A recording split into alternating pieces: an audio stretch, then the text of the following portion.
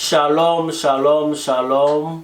Que Dieu vous bénisse. Votre serviteur, le révérend prophète l'ange Emmanuel Dorski, serviteur de Dieu auprès de vous. Je suis extrêmement heureux de vous retrouver.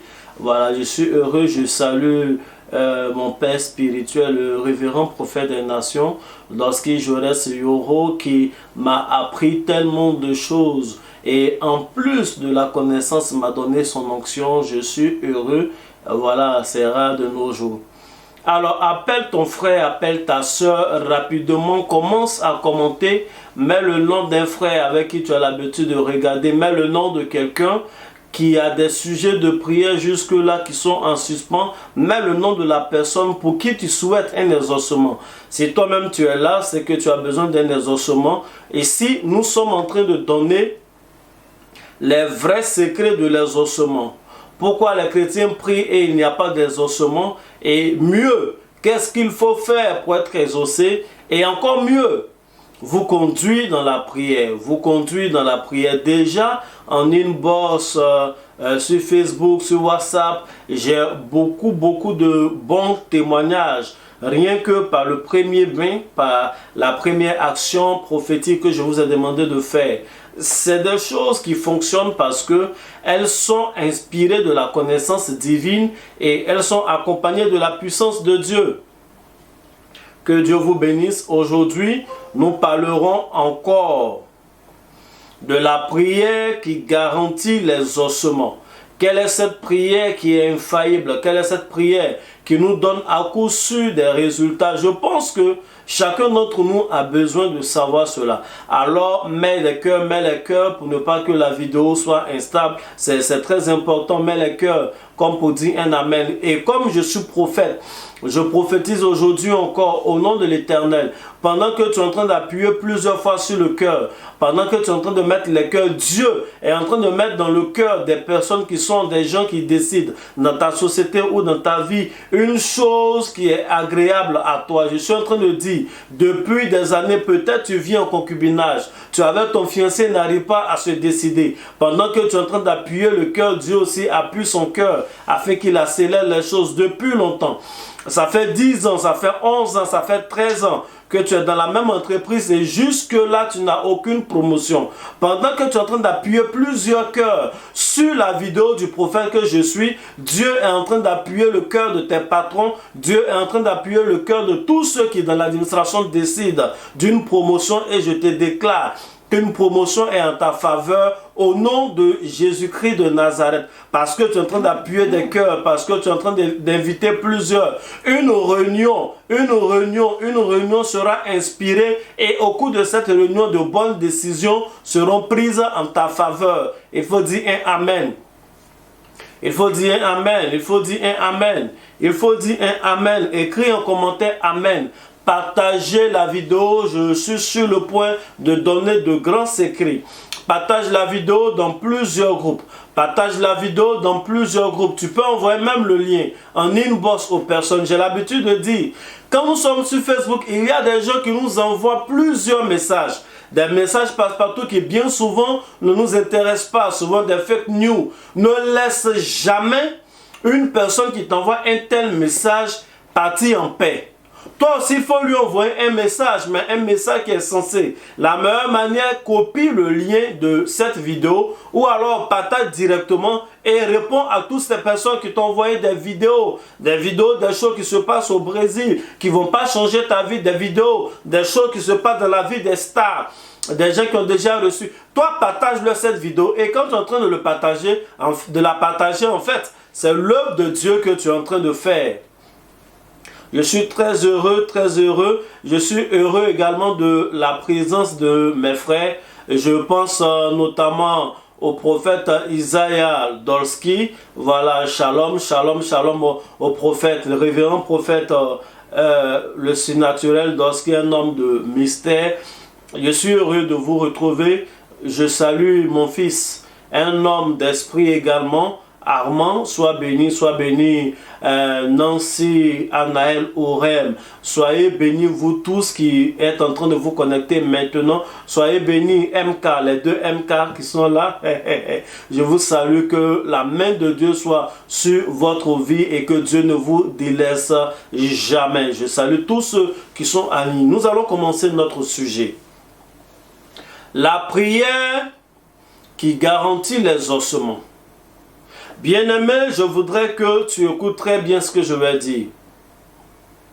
La Bible nous dit que le peuple de Dieu périt faute de connaissance. C'est Dieu lui-même qui parle et dit, mon peuple périt faute de connaissance. J'ai envie de dire que la chose devant laquelle Dieu peut paraître impuissant, peut paraître incompétent, même si ce n'est pas exactement le cas, mais les mots sont forts, c'est l'ignorance de son peuple. Dieu ne se désengage pas.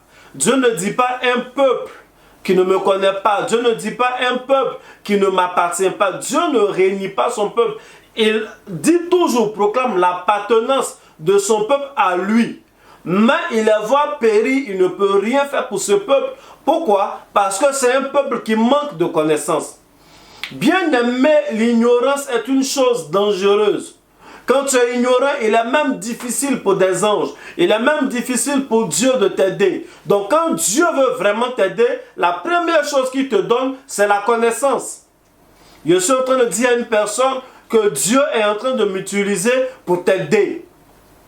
Dieu est en train de m'utiliser pour te donner de la connaissance. Et si tu veux que cette connaissance soit répandue, alors partage encore une fois. Partage encore une fois. Ne te lasse pas de partager. Ce n'est pas une chose difficile. Partage permet à plusieurs de suivre. Tu peux écrire le nom de ton époux, le nom de ton ami, ta copine d'affairage de tous les jours. Viens lui dire qu'il y a bon affairage qui vient du royaume des cieux et qui va changer sa vie. Mets les commentaires, mets les cœurs, tag les personnes afin que la vidéo soit beaucoup plus vue et qu'elle fasse plus de bien à un plus grand nombre. Nous avons commencé cette séance en disant dès le départ que le premier secret de l'exaucement, c'est la prière. Beaucoup de personnes ont ri de ce point, mais je disais et j'explique encore. Un problème ne se résout pas parce qu'il a vieilli. Un problème se résout parce qu'on prie. Parce qu'il y a bien nombre de personnes, un grand nombre de personnes qui se plaignent de ce que leur situation n'a pas changé depuis des années. Mais en fait, depuis des années, ces personnes-là ne prient pas vraiment pour leur sujet. Elles ont une vie de prière intermittente. Aujourd'hui, on prie. Un mois après, on prie un peu et on essaie de voir. Or, Jésus nous a dit dans le livre de Luc 5, à partir du verset 11, que nous devons insister. Il a dit, même si un ami sort au milieu de la nuit, va taper à la porte de l'autre ami pour lui dire, ouvre la porte, donne-moi du pain, parce que j'ai des invités et il n'y a pas, j'ai des étrangers, et il n'y a pas de nourriture chez moi. Même s'il dit qu'il dort avec sa femme et ses enfants, à force d'insister, si ce dernier n'ouvre pas la porte juste par amitié, au moins il va ouvrir la porte parce que son ami est en train de l'importuner. Et Jésus nous a dit, demandez, l'on vous donnera. Cherchez, vous trouverez. Frappez, et l'on vous ouvrira. Donc voici ce que nous devons faire. Toujours insister et continuer de prier. Il y a des gens qui versent, malheureusement à cause du découragement ou de la paresse spirituelle, qui ne prient plus et qui disent, de toutes les façons, Dieu voit ma situation. Oui, nous avons dit ici, Dieu voit tout, mais Dieu ne s'intéresse pas à tout. On a vu cela dans le livre de Psaume 106, le verset 44. La Bible dit, c'est lorsque le peuple de Dieu a crié à l'Éternel, que l'Éternel a vu leur souffrance. Je ne pense pas que l'Éternel, notre Dieu, qui est omniscient, qui sait toutes choses, ne savait pas qu'il y avait un peuple qui souffrait. Il le sait d'avance, mais c'est quand le peuple s'est tourné vers lui, a crié vers lui, que l'Éternel a vu le problème et l'a résolu. Je veux dire à une personne, pendant que tu es en train de suivre cette série d'enseignements, tout problème que tu as, j'associe ma voix à ta voix et nous crions ensemble à l'Éternel. Que Dieu tourne sa face vers toi, que Dieu tourne sa face vers ta famille, que Dieu tourne sa face vers ta situation, qu'il s'intéresse à cette situation et que ton témoignage se déploie en cette saison même. Que ton témoignage ne dure pas, mais que ton témoignage soit immédiat. Au nom de Jésus-Christ de Nazareth. Voici en gros l'introduction que nous avions commencé. Depuis le premier jour, je suis en train d'essayer de faire une forme de synthèse. Et c'est vraiment très important pour que nous puissions tous comprendre ensemble. Que Dieu vous bénisse. Le deuxième point important que nous avons évoqué, nous avons dit qu'on ne peut pas se mettre à prier comme ça. On ne peut pas dire qu'on sait prier parce que depuis qu'on est enfant, on va à l'église. La Bible nous dit que l'un des disciples a approché Jésus et il lui a dit, apprends-nous à prier du moins, comme Jean-Baptiste a appris à ses disciples à prier.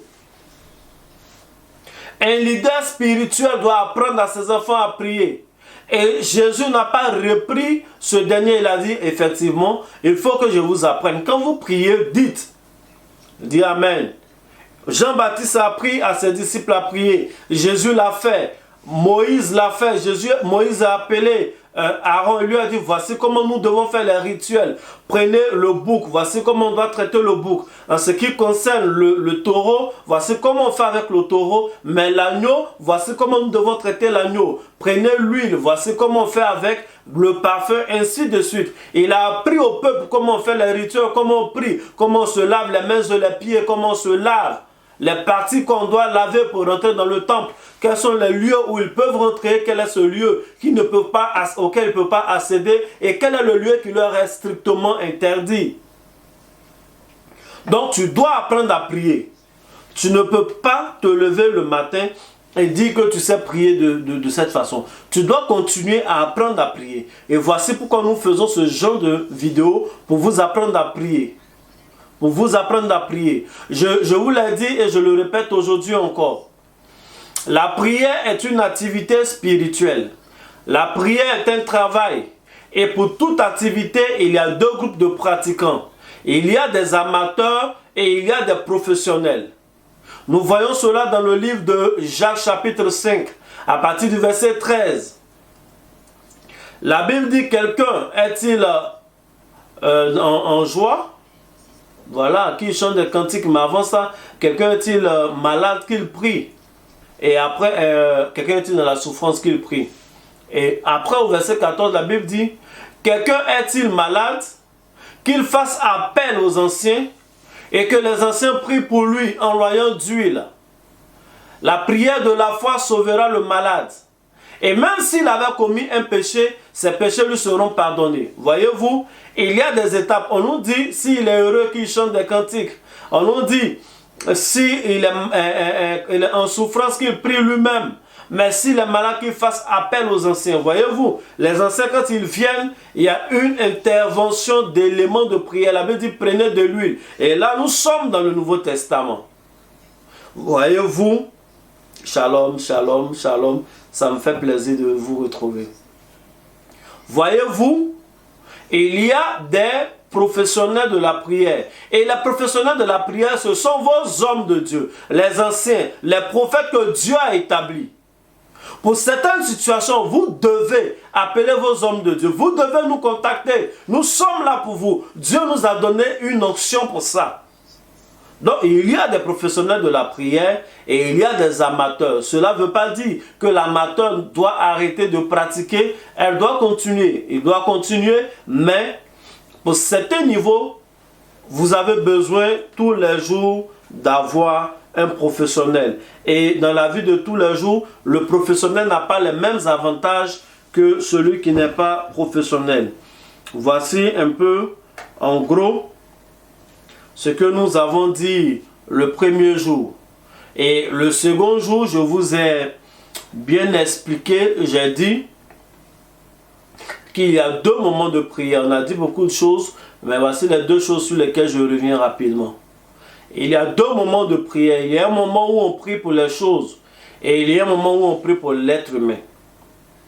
L'une des choses pour lesquelles les chrétiens ne sont pas, pour laquelle le chrétien n'est pas exaucé, c'est parce que le chrétien n'est pas mystique, il n'est pas initié aux choses spirituelles, il ne pèse rien.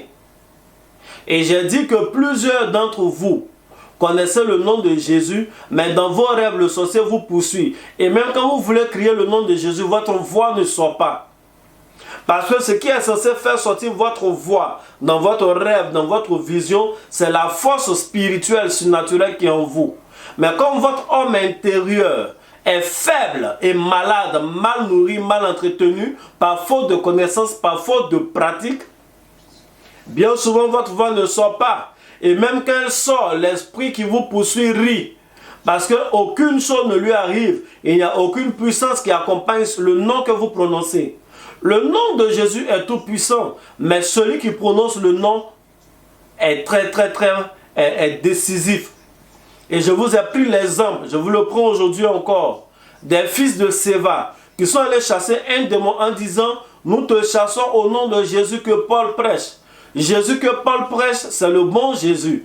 Paul, c'est un bon serviteur de Dieu. Mais l'Esprit a dit, nous connaissons Jésus, nous savons qui est Paul. Mais vous, qui êtes-vous? Et l'Esprit s'est rendu maître d'eux. Il les a chicotés, frappés et même dénudés. Ils ont été obligés de courir et traverser tout le village, tout nus.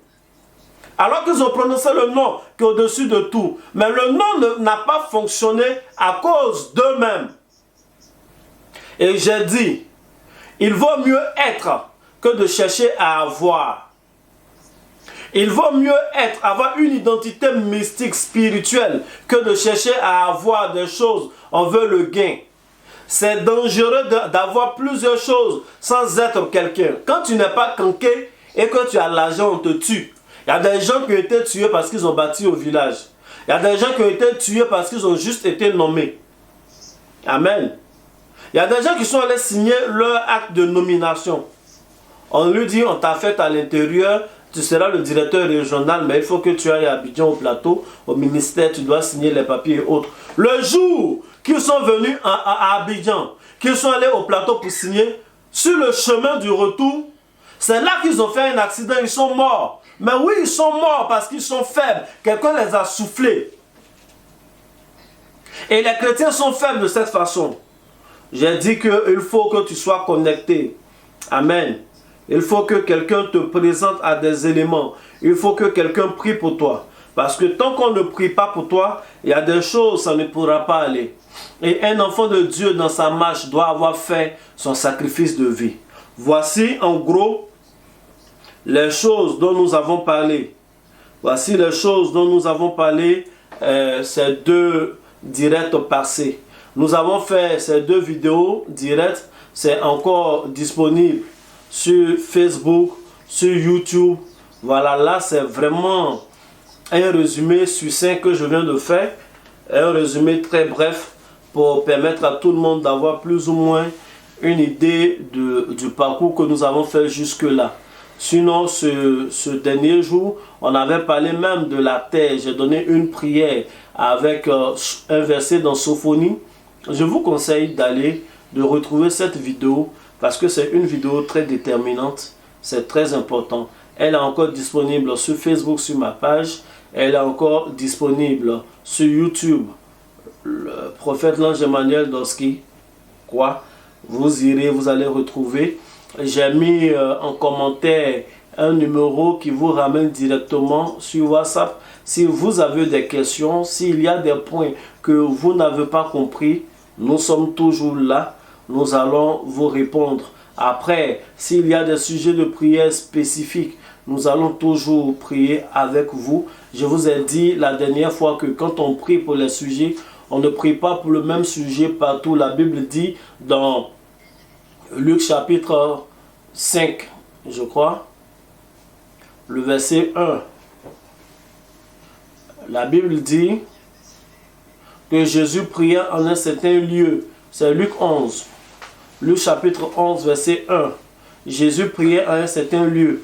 Par moment, quand vous lisez, la Bible nous dit que Jésus est parti prier sur le mont des Oliviers. Vous avez lu que Jésus allait prier à Gethsémani. Jésus priait dans des endroits en fonction des objectifs bien précis. Amen. Que Dieu vous bénisse. Et je vous ai dit qu'un enfant de Dieu doit avoir fait, il doit connaître le sacrifice de vie. J'ai pris l'exemple de Saül. Saül, le jour où il a offert les 2 bœufs, il a distribué toute la viande dans tout le pays. C'est ce jour-là que l'esprit, l'identité du roi s'est posée sur lui. C'est comme ça qu'il est vraiment devenu roi. Sinon, tout ce qu'il avait fait de l'autre côté, jusque-là, les gens contestaient encore son autorité. Je vous ai parlé de Élisée. Le jour où Élie a appelé Élisée, il a fallu que lui aussi, Élisée tue 2 bœufs.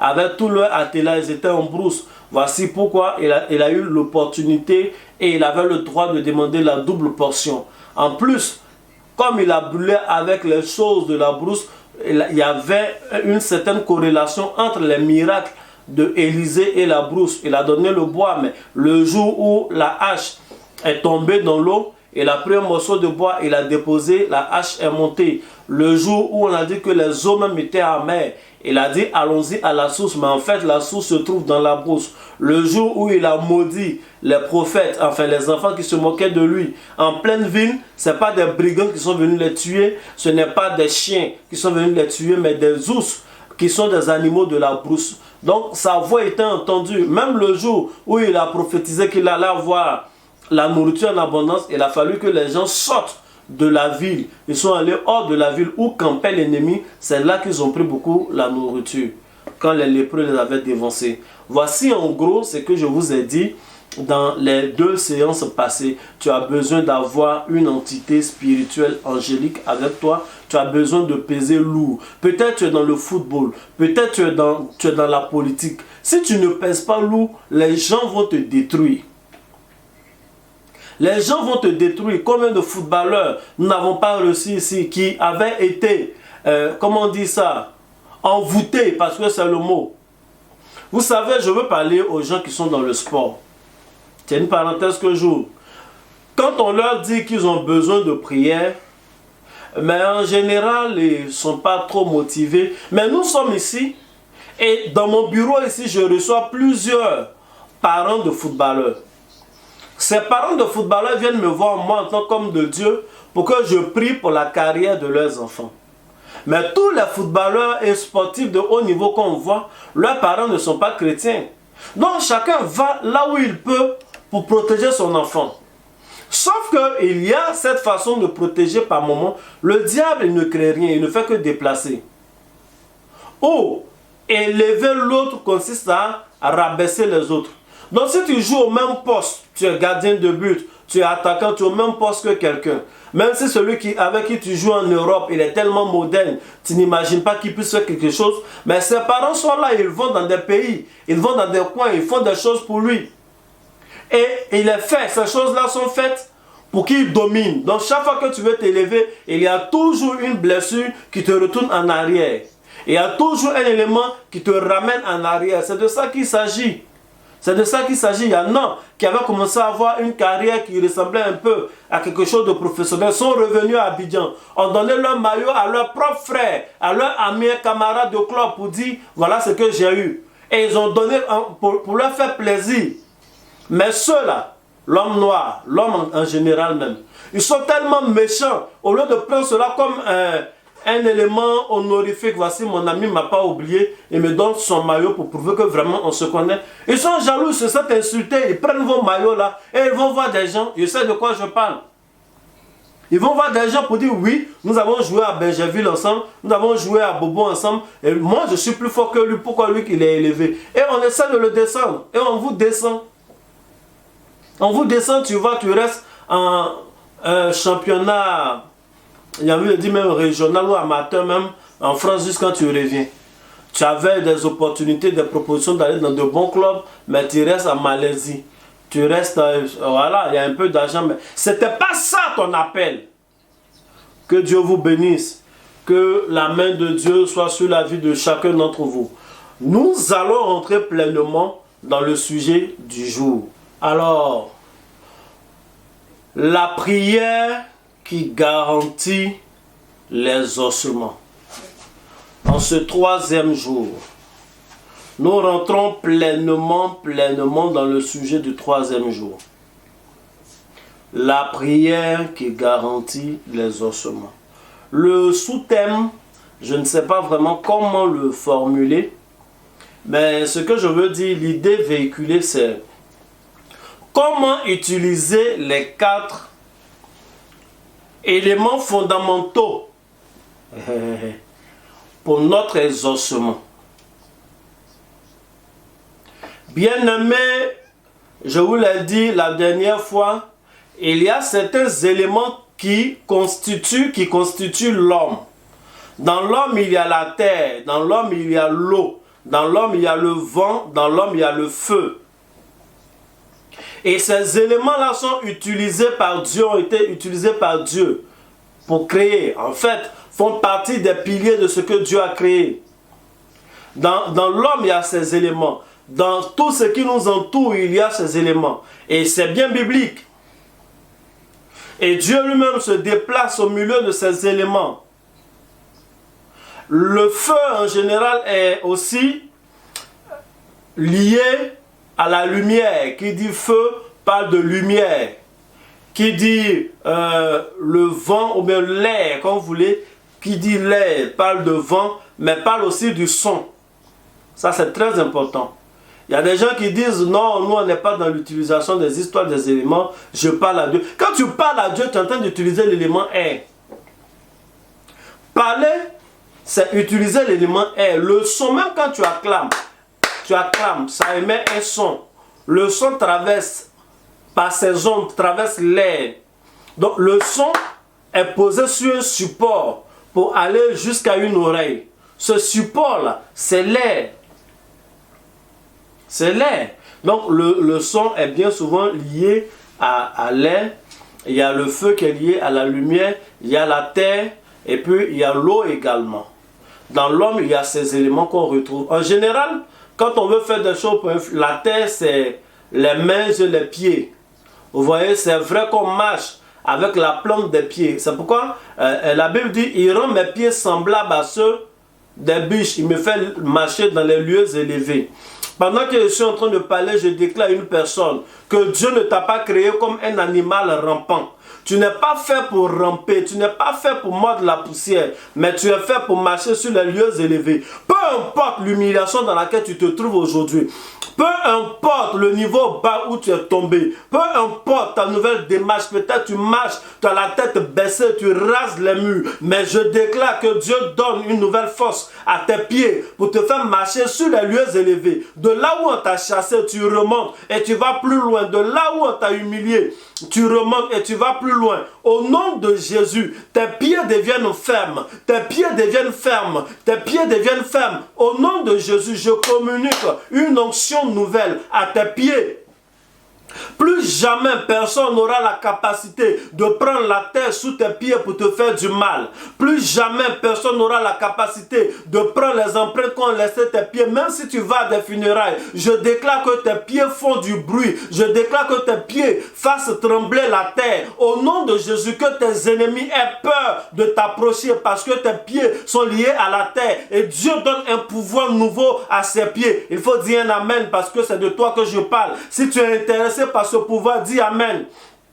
Et pendant que les gens sont en train de dire amen, j'envoie cette onction-là. Il y a des gens qui vont sentir leurs pieds, ils vont sentir une force sur leurs pieds. Il y a quelqu'un qui va sentir ses pieds comme s'il y avait une flamme autour. Dieu est en train de te donner un feu. Dieu est en train de te donner une puissance. Dieu est en train de te donner une force. Même si hier, tu avais marché sur des médicaments, même si hier, tu avais marché sur des juju, même si hier, tu avais marché sur des choses envoûtées, une terre, une poussière, une ordure envoûtée, un talisman, je déclare que cela n'a plus effet au nom de Jésus. Depuis longtemps, tu as marché sur quelque chose avec tes pieds et tu es paralysé, tu es couché. Je suis en train de parler à un homme, je suis en train de parler à un monsieur. Tu es couché parce que tu as marché sur des choses, mais je déclare que la puissance de Dieu, touche tes pieds et lui redonne la force. Touche tes pieds et redonne la force à tes pieds. Redonne la force à ta hanche et tu te lèves et tu marches au nom de Jésus.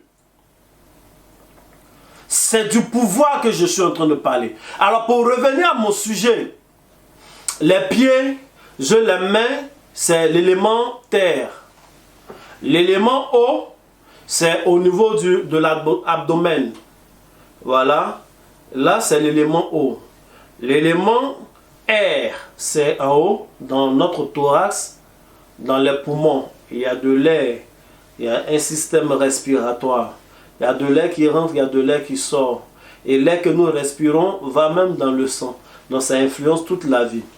Et nous avons l'élément feu qui correspond aussi à la lumière, qui correspond à l'électricité qui est dans la tête. Donc même quand on est en train de prier, c'est une parenthèse. C'est une parenthèse. Quand on est en train de prier, les postures que nous prenons sont très déterminantes. Il y a beaucoup de personnes qui prient à l'église, les mains levées, sans comprendre ce que ça veut dire. Mais quand on a les pieds à terre, quand on a les mains levées de cette façon, en réalité c'est une connexion. Les mains fonctionnent comme une antenne. Et les prophètes en général, quand ils viennent, ils sont en train de travailler. Bien-aimé, est-ce que tu peux lever les mains, balance les mains? Quand tu balances les mains, c'est une antenne. Tu es en train de mouvoir dans l'Esprit de Dieu. Et comme depuis que tu es enfant, tu fais les 4 pattes et tout ça, mais il y a ton histoire que tu es en train de montrer à Dieu, et ton histoire peut être interceptée par le prophète. Ça, c'est... Voilà, c'est une petite parenthèse, un topo pour tous les prophètes voyants. Faites ça, vous allez voir, et puis connectez-vous. Mettez-vous dans le réseau, le flux de l'esprit, quand les gens balancent leurs mains. Mais ils ont fait 4 pattes quand ils étaient bébés. Ils ont vécu dans un village, donc c'est leur vie qui est connectée à Dieu. Et comme c'est l'Esprit de Dieu qui t'utilise, tu te mets dans le courant, tu vas trouver des choses. Dieu va te parler de la partie de leur vie qu'il veut toucher, leur nom, leur origine, ce qu'il veut faire, quelle est la prière qui leur correspond. C'est une petite parenthèse. C'est une petite parenthèse. Alors, comment utiliser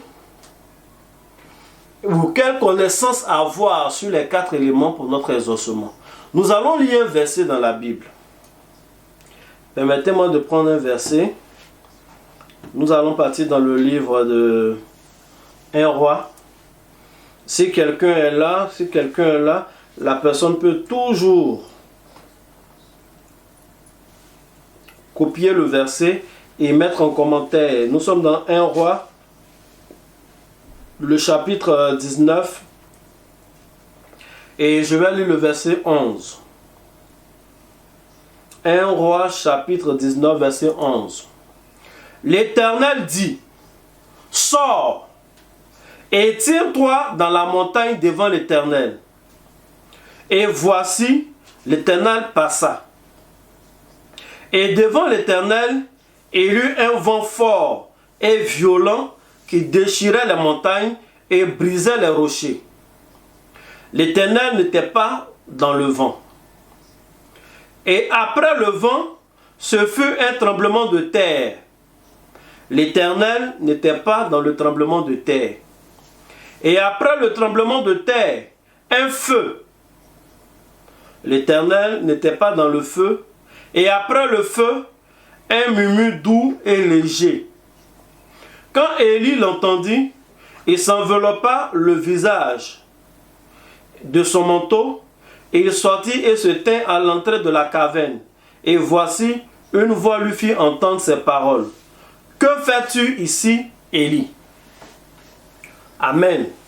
Ce passage est... Normalement, quand je finis de le lire, je peux dire Amen et puis on a fini. C'est le résumé de tout ce que je veux dire. La Bible nous parle de Élie qui avait un rendez-vous avec Dieu. Et il est venu au rendez-vous. Il va avoir des manifestations. La Bible dit il aura un vent qui souffle d'abord, qui casse même et renverse les rochers et montagnes. Mais Dieu n'était pas dans le vent. Ensuite, il va avoir un tremblement de terre. Dieu n'était pas dans le tremblement de terre. Après ça, il aura le feu. Dieu n'était pas dans le feu. Ensuite, il va avoir un doux murmure, dit la Bible. Un murmure doux et léger. Quand Élie a entendu cela, il s'est enveloppé. L'Éternel venait d'être là. Il faut dire Amen. Je veux que tu écoutes très bien, je veux dire quelque chose d'important. Quand le chef de l'État doit venir quelque part, il va en général pas seul. Il évolue dans un cortège. Et dans le cortège, il y a plusieurs voitures. Il y a même les motards. Il y a un qu'on appelle, je crois, la flèche qui est devant. Celui qui est sur la moto qui est devant n'est pas le président. Mais quand nous le voyons passer, nous savons que le président arrive. Ils font partie de son équipe. C'est avec eux qu'il se déplace. Il est vrai, la Bible dit que l'Éternel n'était pas dans le vent. L'Éternel n'était pas dans le feu. Avant ça, l'Éternel n'était pas dans la terre. Après, il y a eu le doux murmure. Et c'est dans le doux murmure en réalité qu'on avait l'Éternel. Cela veut dire quoi? Cela veut dire que ces éléments que je viens de citer ont précédé Dieu dans son déplacement. Dieu a été précédé par le vent, l'élément air. Dieu a été précédé par la terre, l'élément terre. Il a été précédé par le feu. Donc ces éléments sont les éléments qui font partie du cortège de Dieu. Je vous ai expliqué un principe. Je vous ai dit au départ, Dieu nous a dit, quand vous priez, dites, notre Père qui est dans les cieux, que ton nom soit sanctifié, que ta volonté soit faite sur la terre comme elle est déjà faite au ciel. Donc ce niveau de foi, ce niveau de prière est un niveau où nous prions pour que les choses soient occasionnées au ciel pour avoir une influence et une manifestation sur la terre. Mais après ça, Jésus nous a dit, tout ce que vous allez lier sur la terre sera lié dans les cieux. Autrement dit, ce que nous allons faire sur la terre, nos manipulations, nos pratiques, notre prière, notre façon de faire sur la terre aura des influences dans les cieux. Donc, si nous savons que Dieu, dans son déplacement, est précédé par le vent, est précédé par la terre, est précédé par le feu, mais nous n'avons qu'à voir ces choses-là et cela va nous attirer la présence de Dieu. Or, la Bible nous dit que notre Dieu se lève, ses ennemis, nos ennemis fuient par ce chemin. Donc, nous avons besoin d'une intervention de l'Éternel. Nous avons besoin de Dieu. Il y a quelqu'un qui me demande, mais dans ce passage, on voit bien que le vent, on voit le vent, il n'y a pas de problème, pas de discussion. On voit la terre, pas de problème, pas de discussion. La Bible parle bien du feu, pas de problème, pas de discussion, mais il n'y avait pas d'eau. Effectivement, quand je lis le passage, il n'y avait pas d'eau.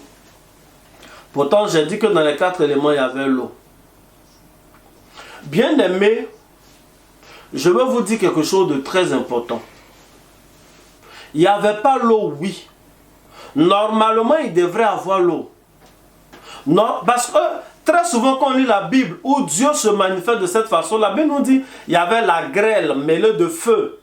Donc il devait avoir une forte pluie et le feu en même temps. Mais ce jour-là, il y a eu le feu seul, sans la pluie, dans le déplacement de l'Éternel. Ça veut dire que le cortège de Dieu a changé. Il y a un élément qui a été supprimé, qui n'a pas été autorisé à venir ce jour-là. Vous savez pourquoi? Parce que bien avant qu'on arrive à ce passage, un homme, un être humain, la Bible dit un homme de la même nature que moi, un être humain, parce que prophète s'est levé et il a dit, il n'y aura point de pluie sur cette nation, il n'y aura pas d'eau, sinon à ma parole. Et comme l'homme de Dieu a dit qu'il ne doit pas avoir l'eau, même Dieu lui-même dans son déplacement, il est obligé de dire à l'élément eau de ne pas venir parce qu'il y a un décret qui a été pris par un homme de Dieu sur la terre. La parole des prophètes est une parole qui est respectée dans le monde spirituel. La parole des prophètes est une parole avec laquelle Dieu lui-même il compose. Normalement dans son cortège il y a l'eau. Mais à cause de la parole du prophète, il n'y a pas d'eau. Dieu vient dans le pays sans l'eau. Il vient avec le feu. Il vient avec le vent. Il vient avec un tremblement de terre, mais il vient sans eau. Je voudrais dire à une personne, bien aimé, nous avons déjà trop de difficultés. Nous avons besoin que Dieu nous exauce. Faites attention aux prophètes de Dieu. Faites attention aux hommes de Dieu. Aujourd'hui, à cause d'Internet, à cause de Facebook, tout le monde se lève pour insulter les hommes de Dieu. La parole d'un homme de Dieu est dangereuse. La parole d'un homme de Dieu peut modifier le côté de Dieu dans ta vie. Parce que Élie a parlé, même quand Dieu vient dans le pays, il ne vient pas avec la pluie. Un homme de Dieu peut dire des choses sur ta vie. Les choses dont tu as besoin, Dieu ne viendra pas avec cela. Parce que Dieu respecte ses alliances. Tant qu'il est de Dieu. Et ça, tu n'en sais rien. Parce que tu n'as pas le discernement, tu te trompes sur beaucoup. Mais une seule parole qui sort de sa bouche peut modifier le cortège d'anges qui devrait venir chez toi. Et il y a plusieurs qui ne sont pas exaucés justement parce que ces gens-là sont des insulteurs de prophètes. Ces gens-là sont des insulteurs de prophètes sur nos réseaux sociaux. Ces gens-là sont des insulteurs d'hommes de Dieu. Ils insultent les apôtres, ils insultent les prophètes, ils se moquent des voyants. Mais faites attention parce que la parole qui sort de la bouche d'un homme de Dieu est une parole dangereuse. Ne poussez pas les hommes de Dieu à bout.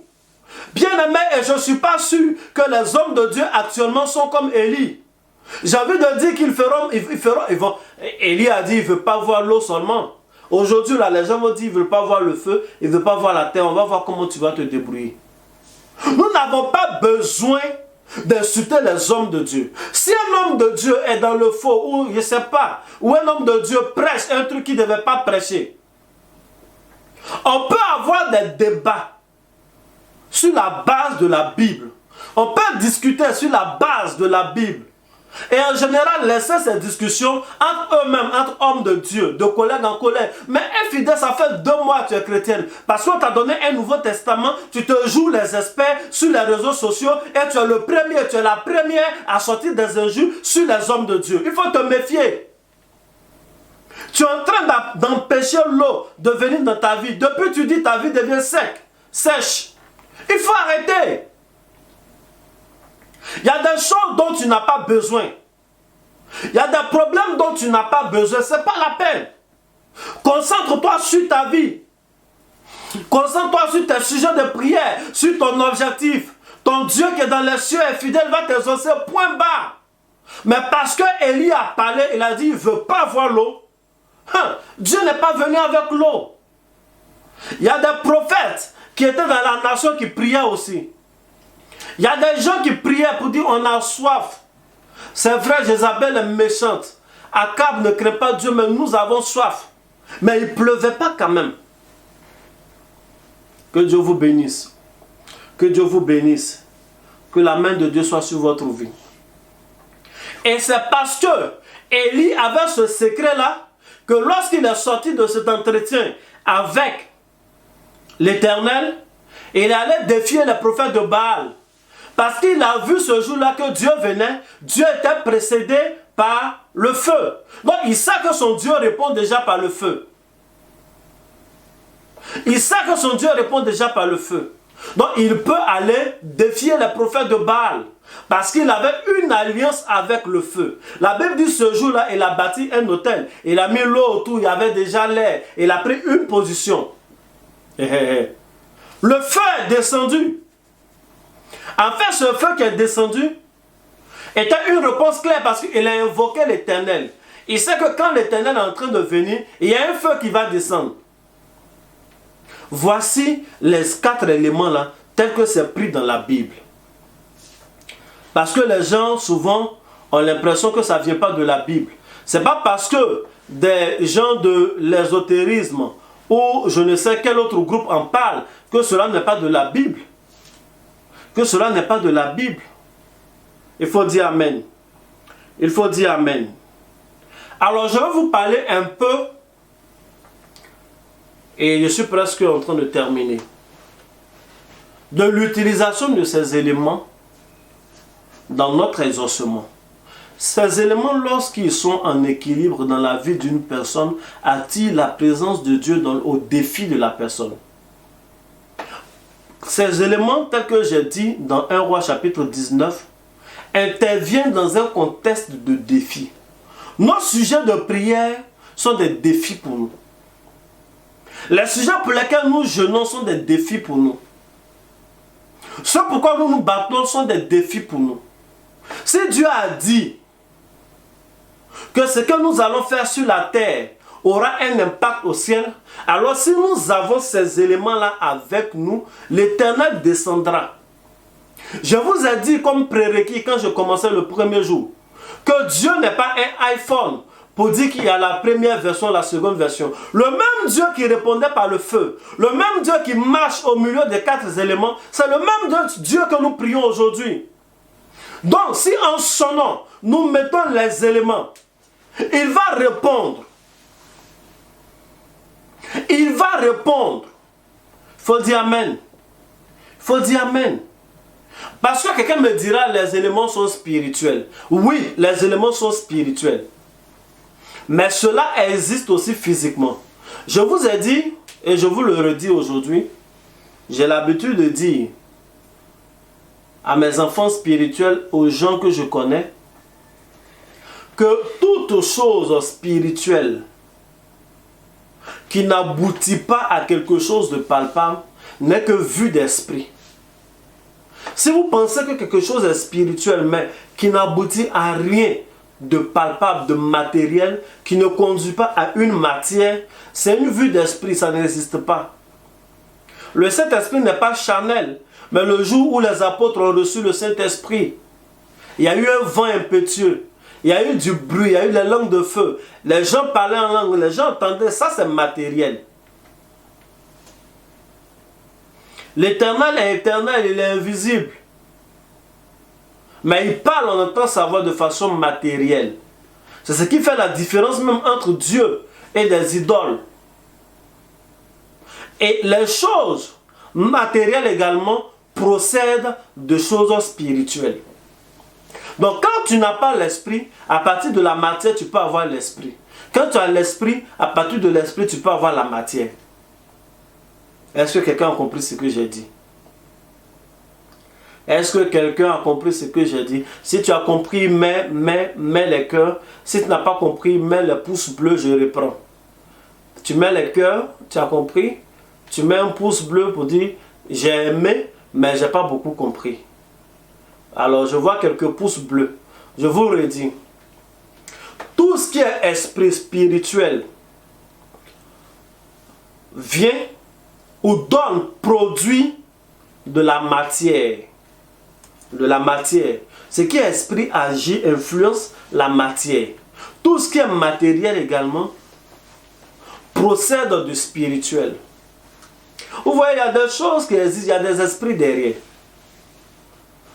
Les chiens, les animaux que vous voyez ont des esprits derrière. Aujourd'hui c'est pas un jour que j'avais choisi pour parler de ce thème. Peut-être un jour on va revenir sur ce genre de choses. Mais les animaux domestiques ont un esprit. Vous n'avez jamais vu un démonologue chasser l'esprit de chien et puis l'esprit là va. Ils ont des esprits. C'est pourquoi je m'étonne souvent de voir des chrétiens maltraiter les animaux domestiques. Ne faites pas ce genre de choses. Ne faites pas. Dieu nous a donné les animaux pour des choses spécifiques. Quand tu sors de ces choses, tu te mets en danger.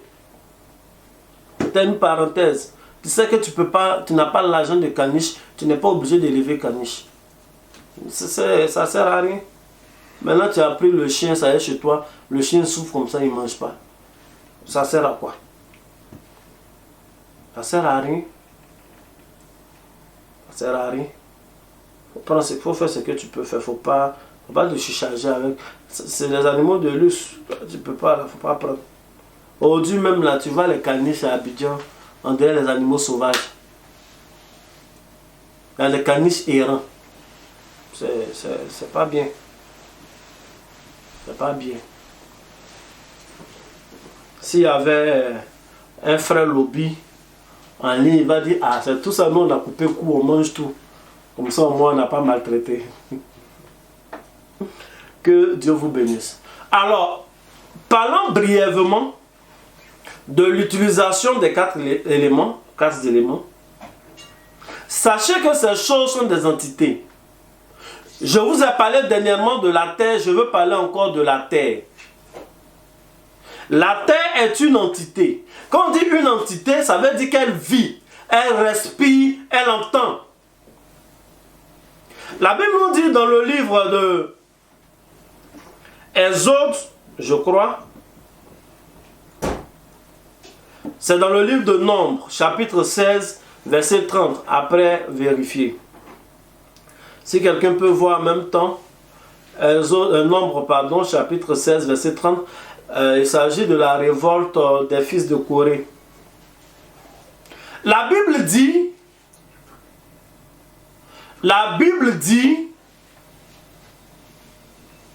que Moïse a dit, si je ne viens pas de Dieu, si c'est que je fais, je ne viens pas de Dieu, les enfants de Corée là, ils vont mourir peut-être tués des mains d'une personne ou bien mourir d'une mort qui est vraiment apparemment naturelle.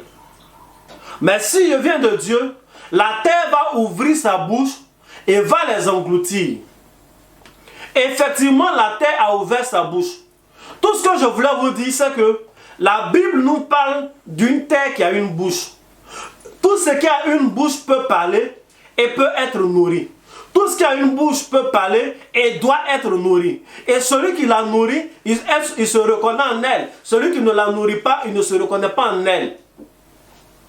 Que Dieu vous bénisse. Que Dieu vous bénisse. Donc c'est de ça qu'il s'agit. Le deuxième élément, la Bible dit, ça c'est Dieu qui parle à Job, dans Job chapitre 12, il dit, demande à la terre. Il faut parler à la terre. Et elle va t'instruire, elle va te dire les choses. Déjà là, il y a des éléments qui nous intéressent. Dieu ne peut pas demander à Job de parler à la terre si la terre n'est pas capable d'entendre ce que Job va dire. Donc la terre a une oreille. La terre a une oreille, elle entend. Et si Dieu dit, parle à la terre va te répondre, c'est que la bouche de la terre ne sert pas seulement qu'à avaler, à boire le sang. Mais elle sert aussi à parler, à donner des informations. Bien-aimé, le monde spirituel est vaste. Donc pourquoi est-ce que les enfants de Dieu que nous sommes, nous ne parlons pas à la terre? La terre n'est pas chrétienne. La terre n'est pas islamique. La terre n'est pas bouddhiste. La terre est la terre. C'est une entité vivante. Celui qui vient et qui s'adresse à elle, c'est lui du moins qu'elle écoute. Donc si on ne t'a pas présenté à la terre, n'importe qui peut parler à la terre va exécuter. Vous n'avez pas lu Jérémie 29, verset 29. La Bible dit, terre, terre, terre, écoute la parole, ainsi parle l'Éternel. Inscrivez cet homme comme privé d'enfant. Voyez-vous, un ordre est donné à la terre d'inscrire en son sein un homme comme privé d'enfant. Que cet homme ne fasse pas d'enfant, que cet homme n'ait pas d'héritier. On n'a pas parlé à l'homme lui-même, on n'a pas parlé à son ventre, on n'a pas parlé à sa femme, on a parlé à la terre. Tant qu'il sera sur la terre, il ne fera pas d'enfant. Il sera privé d'enfant, même si il tombe sur la femme la plus féconde et qu'elle tombe enceinte, elle fera des morts-nés. Parce que la terre ne doit pas permettre que cet homme-là ait un enfant qui vive sur elle. Ça, c'est dans la Bible, dans le livre de Jérémie. Il faut parler à la terre. J'ai reçu une servante de Dieu. Je vais rendre son témoignage. Je vais rendre son témoignage sous couvert de l'anonymat. Elle m'a trouvé à l'église un mardi. J'étais ici avec le pasteur Prince. Et elle m'a expliqué son histoire. C'est une servante de Dieu qui dirige déjà une église. Dans leur église, ils ont un camp de prière. Elle dirige. Et l'église même est basée sur tout ce qui est délivrance. C'est une très bonne église, bien structurée. En tout cas, je les aime. Elle est venue me voir, elle est le pasteur, prophétesse principale. Elle dit, elle a un problème. Donc elle a expliqué le problème. Elle dit, en fait, chaque fois qu'elle dort, qu'elle a des songes, elle va toujours sa défaite mère dans le songe. ça fait tellement réel, sa mère lui parle, sa mère lui dit des choses. Et ça déjà, elle a beaucoup prié pour que ça cesse. Ensuite, où ça va commencer à l'inquiéter, c'est une servante de Dieu, c'est une prophétesse.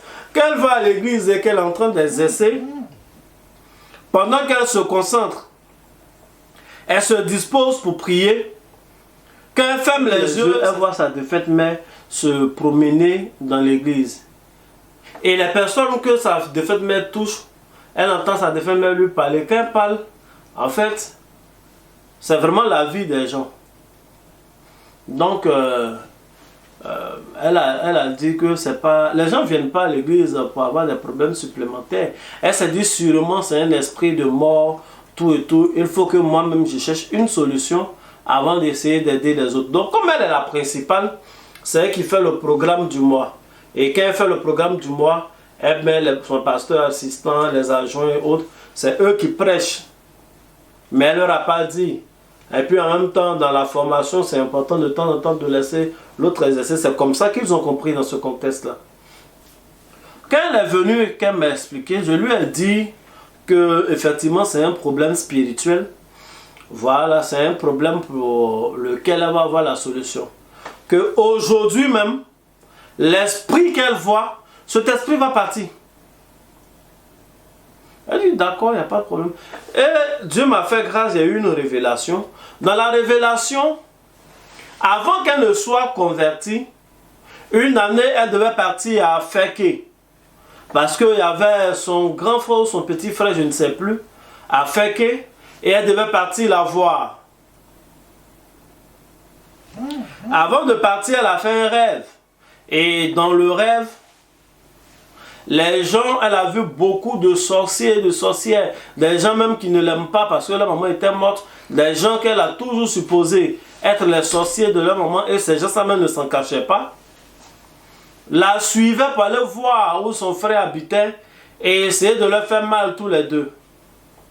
Donc quand elle s'est levée tôt le matin, elle a pris un gobelet d'eau. Elle allait derrière la maison et elle a versé en appelant l'esprit de sa maman pour dire, ils ont tué tous tes enfants. Ils t'ont tué toi-même. Nous sommes restés deux. Moi et ton fils. C'est ton fils qui m'avait voir. Voici le rêve que j'ai fait. Je sais que ceux-là veulent nous suivre. Pardon, maman.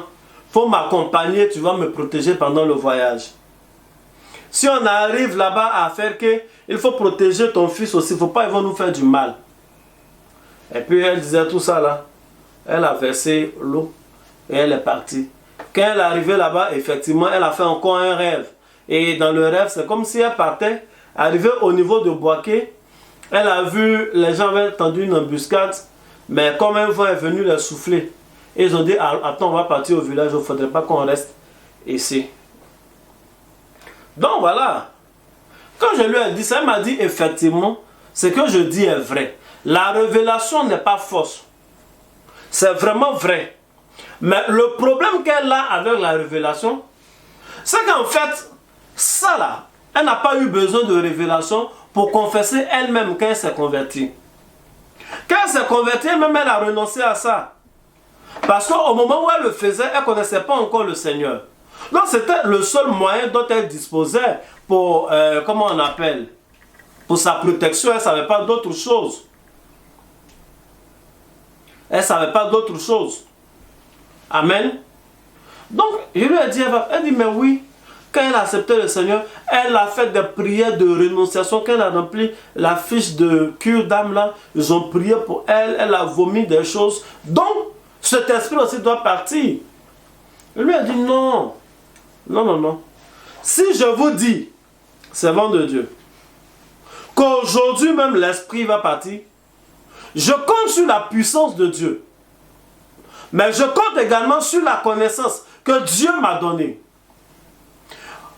Prenez un gobelet d'eau. On a pris un gobelet d'eau. Mettez-vous ici. On est allé où il y a la TFM. Ne parlez même pas en français. Parlez dans votre ethnie en versant l'eau. Parce que le jour où vous avez appelé l'esprit, ce jour, vous avez versé l'eau sur la terre en parlant. Et vous n'avez pas parlé en français. Maintenant vous êtes converti, vous brisez, vous chassez l'esprit, vous parlez non seulement en français, En plus, vous ne versez pas d'eau sur la terre. Ce n'est pas la même chose. La porte par laquelle l'esprit est venu, c'est par la même porte que l'esprit doit partir. Elle dit non, mais avant j'étais païenne. Maintenant je suis devenue chrétienne, je ne vais pas prendre l'eau pour verser sur la terre. Il dit maman, quand tu étais païenne, la terre était la terre. Quand tu t'es converti, la terre restait la terre.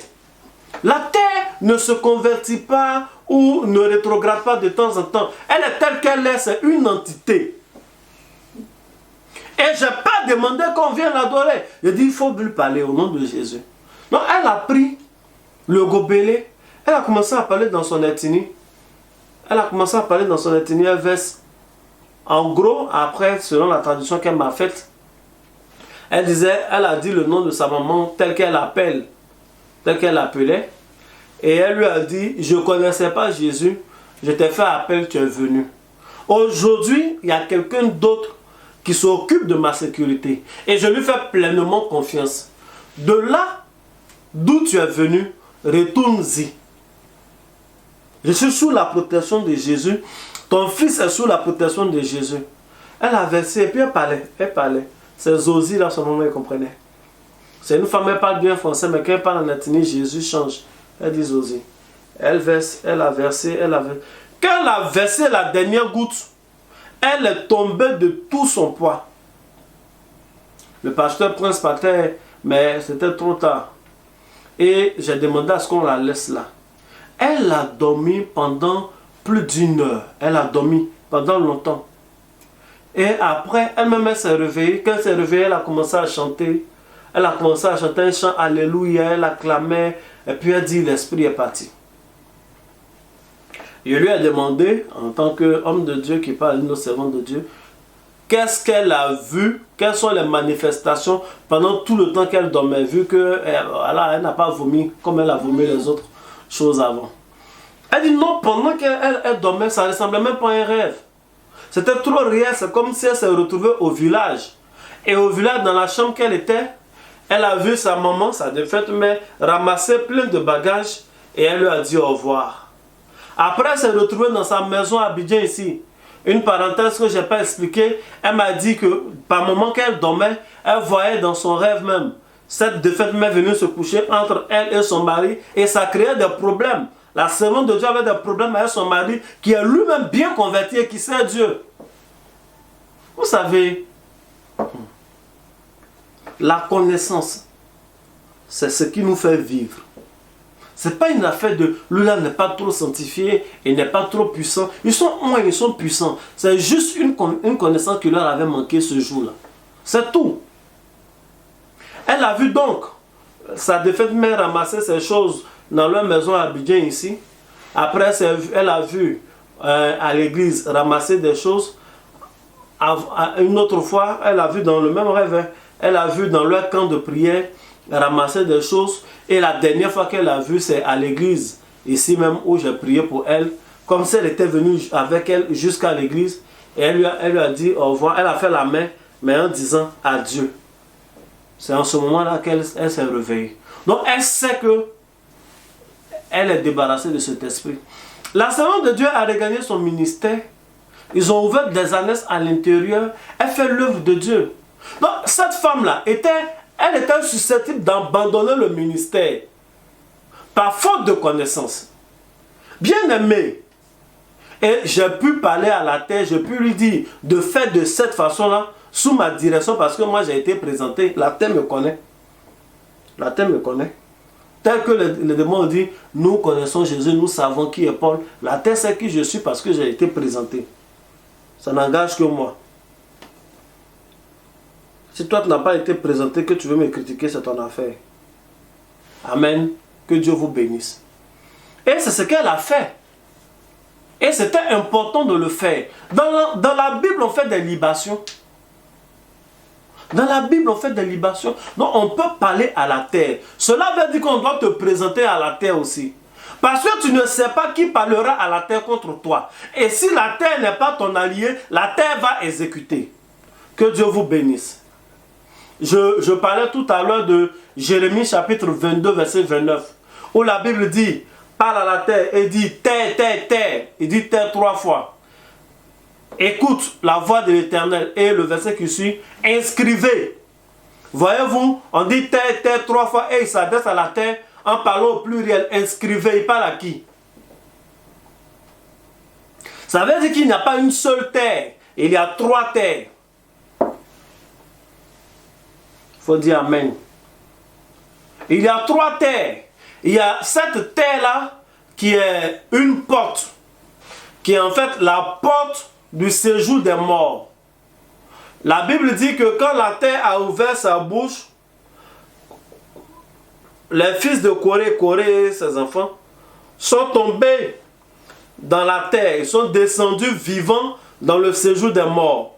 C'est ce que la Bible dit. Ils sont descendus vivants dans le séjour des morts. C'est Exode chapitre 30. Ils sont descendus vivants dans le séjour des morts. Ça veut dire que la terre a ouvert sa bouche et ils sont descendus. Donc la terre conduit au séjour des morts. C'est pourquoi Jésus a dit à Pierre, après avoir traité Pierre, et lui dit, tu es Pierre, et sur toi je bâtirai mon église. Et les séjours de mort, les portes de séjour de la mort ne prévaudront point.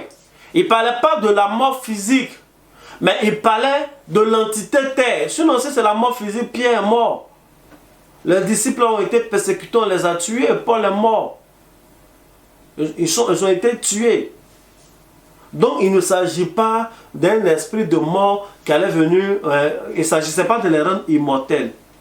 Mais il est en train de lui dire que je te fais Pierre. C'est pourquoi il lui donne un nom qui est issu de la terre. En fait, le jour qu'il a changé son nom de Simon en Pierre, c'est le jour où il a présenté à la terre. Parce que la terre est un élément, la pierre est un élément de la terre. Ça, c'est le Nouveau Testament. Et puis c'est Jésus qui est en train de faire les choses comme ça. Que Dieu vous bénisse. Il y a la terre de notre origine. La terre d'origine est une terre importante. Il y a des chrétiens. Moi, mon père spirituel est parti dans mon village. Ça aussi, c'est une parenthèse. On ne peut pas tout expliquer dans un seul petit direct. La terre d'origine peut être la terre de naissance, mais pas forcément. Mon père spirituel est parti dans ma terre d'origine. En général, quand on va faire des prières, je sais les endroits où on s'arrête. Mais ce jour-là, il ne s'est pas arrêté où on avait l'habitude de s'arrêter. Il est parti dans mon école où j'ai fait l'école primaire. J'ai fait l'école primaire au village. Et il est rentré dans la classe, dans une des classes. Et puis quand il est sorti, il a dit des mots dans mon ethnie. J'ai été affermi et bluffé en même temps. Parce que quand j'étais enfant, c'est exactement dans cette salle-là que j'ai eu pour la première fois une visitation surnaturelle. Et la personne que j'ai rencontrée a dit que je trouverais sur mon chemin mon père. Et donc lui, quand il est rentré là-bas, en quelques secondes, il est revenu. Et ça, je n'avais jamais dit à qui que ce soit, ni à aucun de mes frères, ni au surnaturel avec qui j'ai grandi, ni à Isaiah qui est mon frère de tous les jours, ni à mon père lui-même qui est mon père. Mais c'est de lui-même, il est rentré et puis il est ressorti. Il y a des choses qui sont comme ça. La dernière fois, je suis parti avec le pasteur Seka dans le village d'une femme. La femme dit, on va vous accompagner. Il dit non. Et on a prié dans 3 endroits différents. On a pris des photos comme preuve parce que maintenant les gens sont devenus incrédules. Quand on a fini de prier, on est venu. Les photos, en fait, il s'est avéré qu'on a pris une photo dans sa maison paternelle, une autre derrière la maison maternelle et l'autre, la maison qu'elle-même a commencé à bâtir. Sans qu'elle ne nous parle, sans qu'on se renseigne. Parce qu'il y a un ange qu'on suit. Quand tu arrives, te dis fais ceci ici, fais comme ça, parle. On sait comment on fait. Parce que les villageois aussi, là, ils ont leur poste de douane. Quand tu es en train de venir, ils savent que tu viens. Il faut respecter certaines choses. C'est trop de choses à la fois. Mais il vient d'une bonne école prophétique. Je viens d'une bonne académie prophétique. Que Dieu vous bénisse. Que la main de Dieu soit sur la vie de chacun. Le deuxième élément que je voudrais citer brièvement, c'est l'eau. Bien-aimé, si l'eau ne te connaît pas, mais tu es foutu. Mais l'eau ne pourra pas te connaître si tu n'as pas été présenté à l'eau. Les chrétiens ont une première présentation à l'eau. C'est le baptême. Je voudrais dire à tous ceux-là qui croient en Jésus, qui ne sont pas encore baptisés, le baptême, ce n'est pas du luxe, c'est un rituel.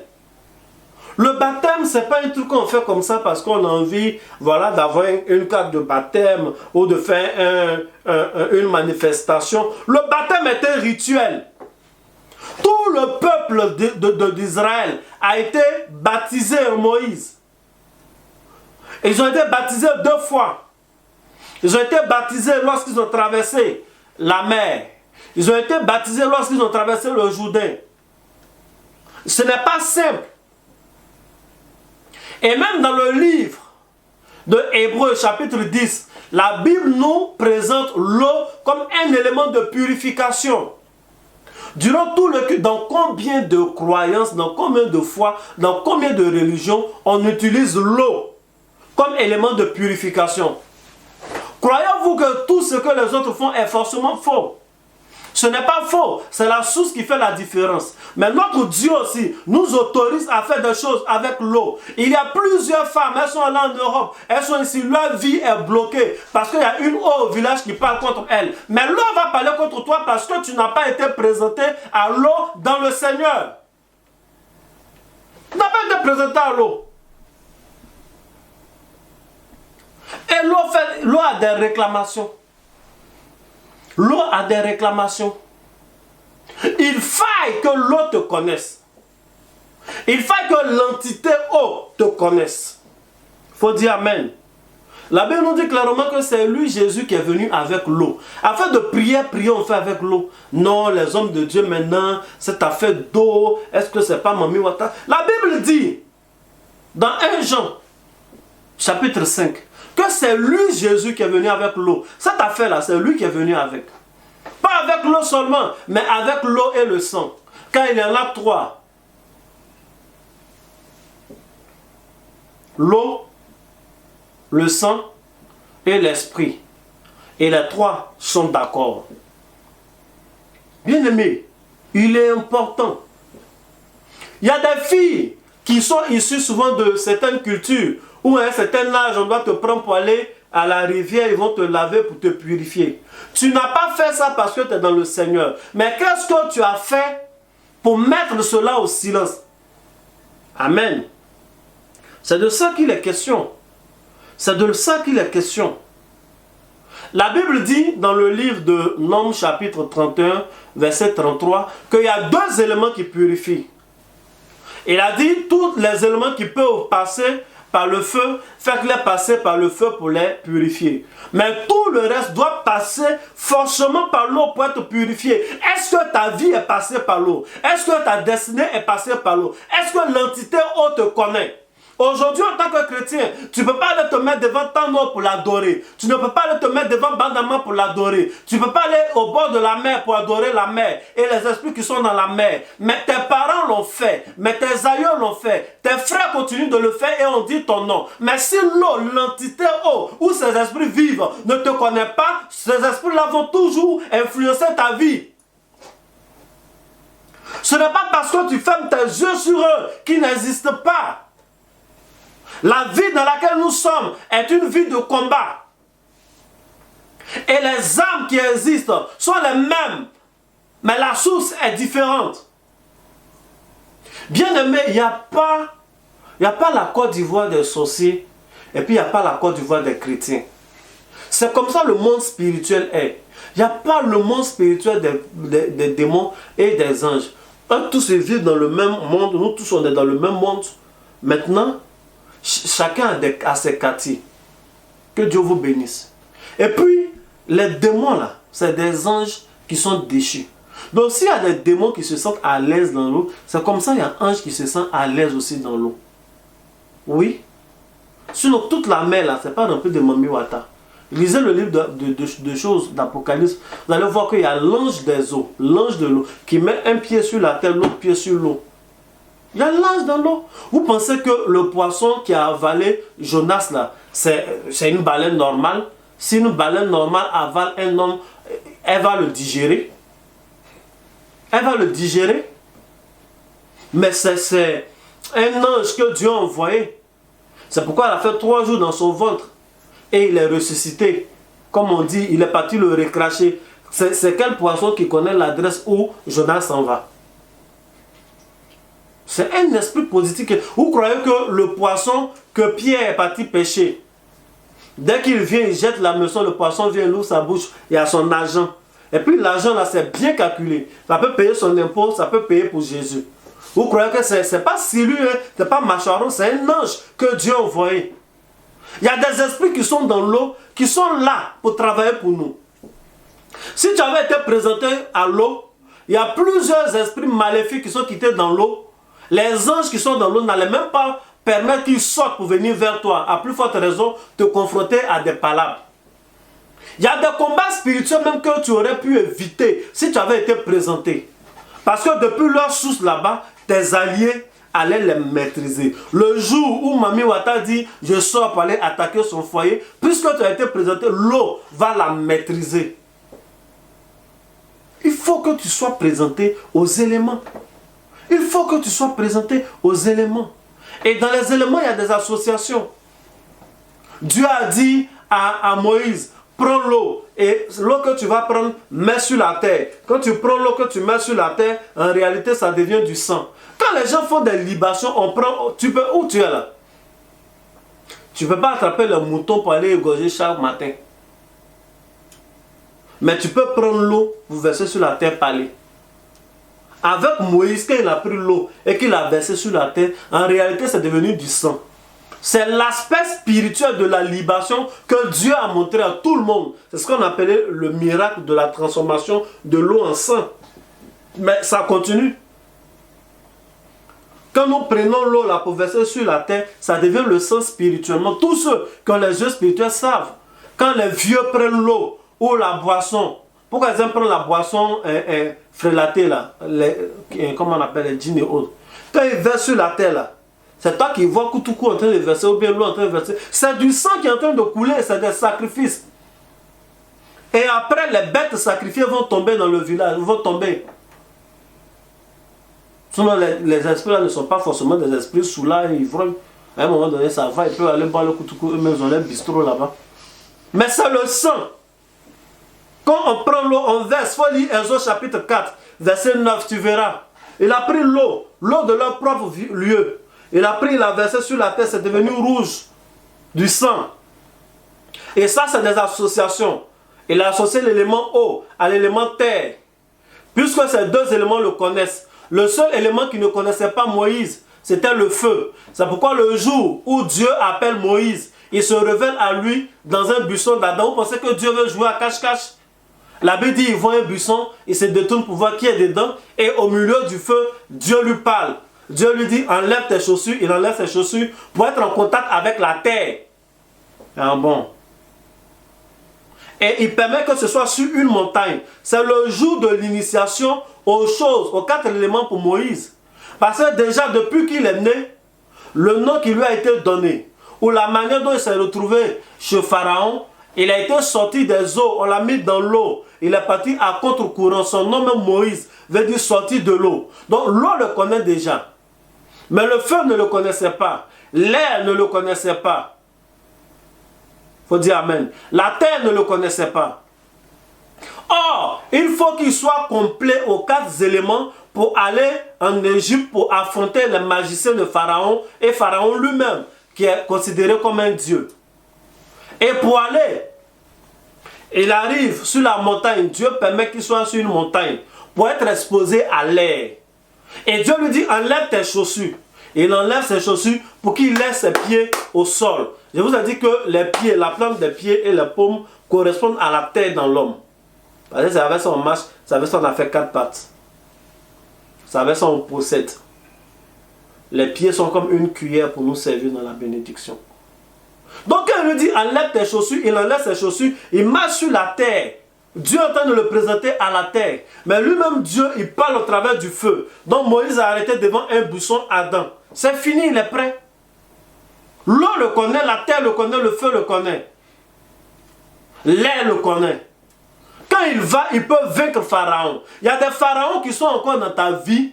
Il y a longtemps, tu fais des déclarations. Je brise. En 2008, tu as fait. En 2009, tu as fait. En 2010, tu as fait. Aujourd'hui, nous sommes en 2020. Tu brises le même pharaon, tu le chasses. Le même héros, mais il ne le met pas. Parce que les éléments ne te connaissent pas. Un pharaon ne tombe pas comme ça. Tout le monde ne peut pas faire tomber un pharaon. Même homme de Dieu. Excusez-moi de dire la vérité. Tu ne peux pas faire tomber un pharaon comme ça. La Bible dit cherchez premièrement le royaume des cieux et sa justice. Sa justice veut dire la connaissance, les règles, la loi, les lois qui régissent le monde spirituel. C'est comme ça. C'est comme ça. C'est pas parce que tu es chrétien que si tu tombes dans l'eau, tu ne vas pas te noyer physiquement là. Tu vas te noyer, tu peux te noyer parce que c'est la loi. Quand tu tombes dans l'eau, tu vas, à moins que Dieu te sauve. Et quand Dieu te sauve, ce n'est plus naturel. On passe maintenant à une loi surnaturelle. C'est comme ça. Tu es chrétien, non? Tu es chrétien, mais quand un couteau te blesse, c'est la même loi. Ça fait mal comme pour le païen. C'est comme ça que tu dois connaître quelles sont les lois même dans le monde spirituel. Parce que les chrétiens ne savent pas ce qu'ils peuvent faire, ce qu'ils ne peuvent pas faire.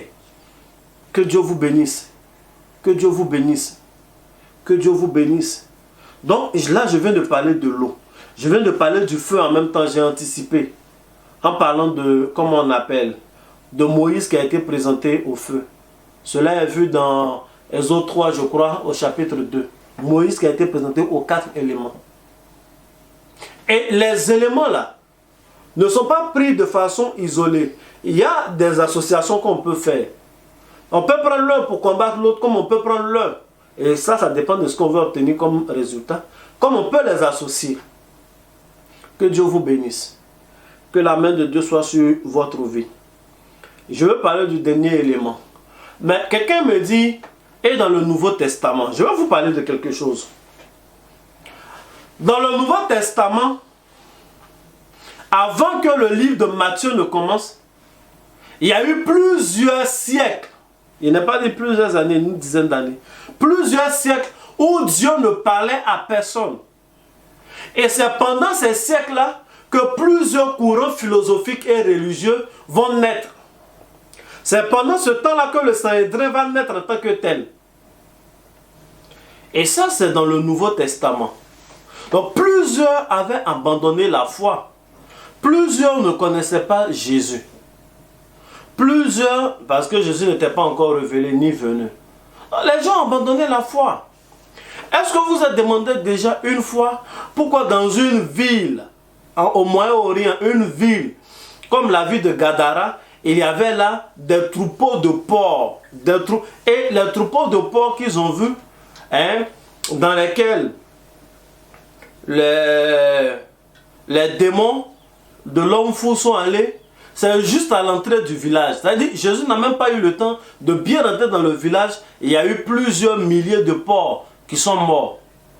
C'est un village qui élevait des porcs. Or, dans la culture juive, on ne mange pas le porc, donc on ne peut pas élever. En réalité, cela a existé parce que plusieurs courants étaient nés en Israël. Chacun partait adorer comme il voulait. Lisez un peu le livre de Juges. Quand vous lisez dans le livre de Juges, on se rend compte que chaque fois que ceux qui dirigeaient le peuple mouraient, le peuple d'Israël était un peuple qui retournait vers des idoles et autres, ou qui se conformait à ceux qui les dominaient, à leurs colons. Donc, malheureusement, parmi eux, il y a des gens qui suivaient ce genre de choses. Il faut dire Amen. Ce n'est pas étonnant qu'on voit une ville comme la ville de Térébenthe où le jeune aveugle est guéri, mais il voit les hommes comme des arbres qui marchent. Parce que dans cette ville ou dans ce village, si vous voulez, il y a un culte aux arbres. C'est de ça qu'il est question. Donc, des doctrines ou des religions étaient nées en Israël. Quand vous prenez un homme comme Pierre, vous prenez un homme comme Pierre, je parlais de Pierre, je parle de tous ceux qui étaient des pêcheurs avec Pierre, même le jeune Jean. Quand vous prenez ceux-là, eux tous, ils vivaient dans une zone où il y avait l'eau, et c'était des pêcheurs. Des pêcheurs. Pour tous ceux qui sont au Moyen-Orient, pour tous ceux qui sont en Afrique, vous savez que les hommes ne vont pas à la pêche la nuit ou même tôt le matin, aussi simplement. Ils ont des façons de consulter, ils ont des façons de prier, ils ont des façons de demander à l'eau, de leur accorder du poisson. Et cette façon de faire les a poussés dans une certaine forme d'idolâtrie. Voici pourquoi quand Jésus rentre dans la vie de Pierre et de ses frères, la première des choses qu'il cherche à faire, il cherche à leur montrer que lui, il est plus puissant que ceux-là ont l'habitude d'invoquer pour avoir du poisson. Jésus ne fait pas le miracle juste pour qu'on sache qu'il voilà, il peut multiplier beaucoup de poissons, faire pêcher. Non, mais il fait. Pour leur montrer que il est le maître de toutes ces choses-là. C'est pourquoi les apôtres lui ont dit, ils n'étaient pas encore apôtres, nous avons pêché toute la nuit, on n'a rien pris. Mais Jésus a montré que non, il dit, jetez le filet, vous allez prendre. Sur sa parole, ils ont pris. Plus tard, Jésus va marcher sur l'eau devant eux. Plus tard, Jésus sera couché dans la barque. La Bible dit, il va y avoir une tempête, un vent violent. L'eau rentre dans leur barque. Jésus se lève, il menace le vent. Le vent obéit, l'eau obéit. Il leur montrait qu'il est plus puissant que ce qu'ils ont l'habitude d'adorer, ce qu'ils ont l'habitude de connaître. Et je reviens sur l'histoire où Jésus marche sur l'eau. La Bible dit, au milieu de la nuit, Jésus marche sur l'eau. Et pendant qu'il venait vers eux, eux tous ils s'écrient, c'est un fantôme. Il dit qu'il n'est pas un fantôme, que c'est lui, c'est bien lui.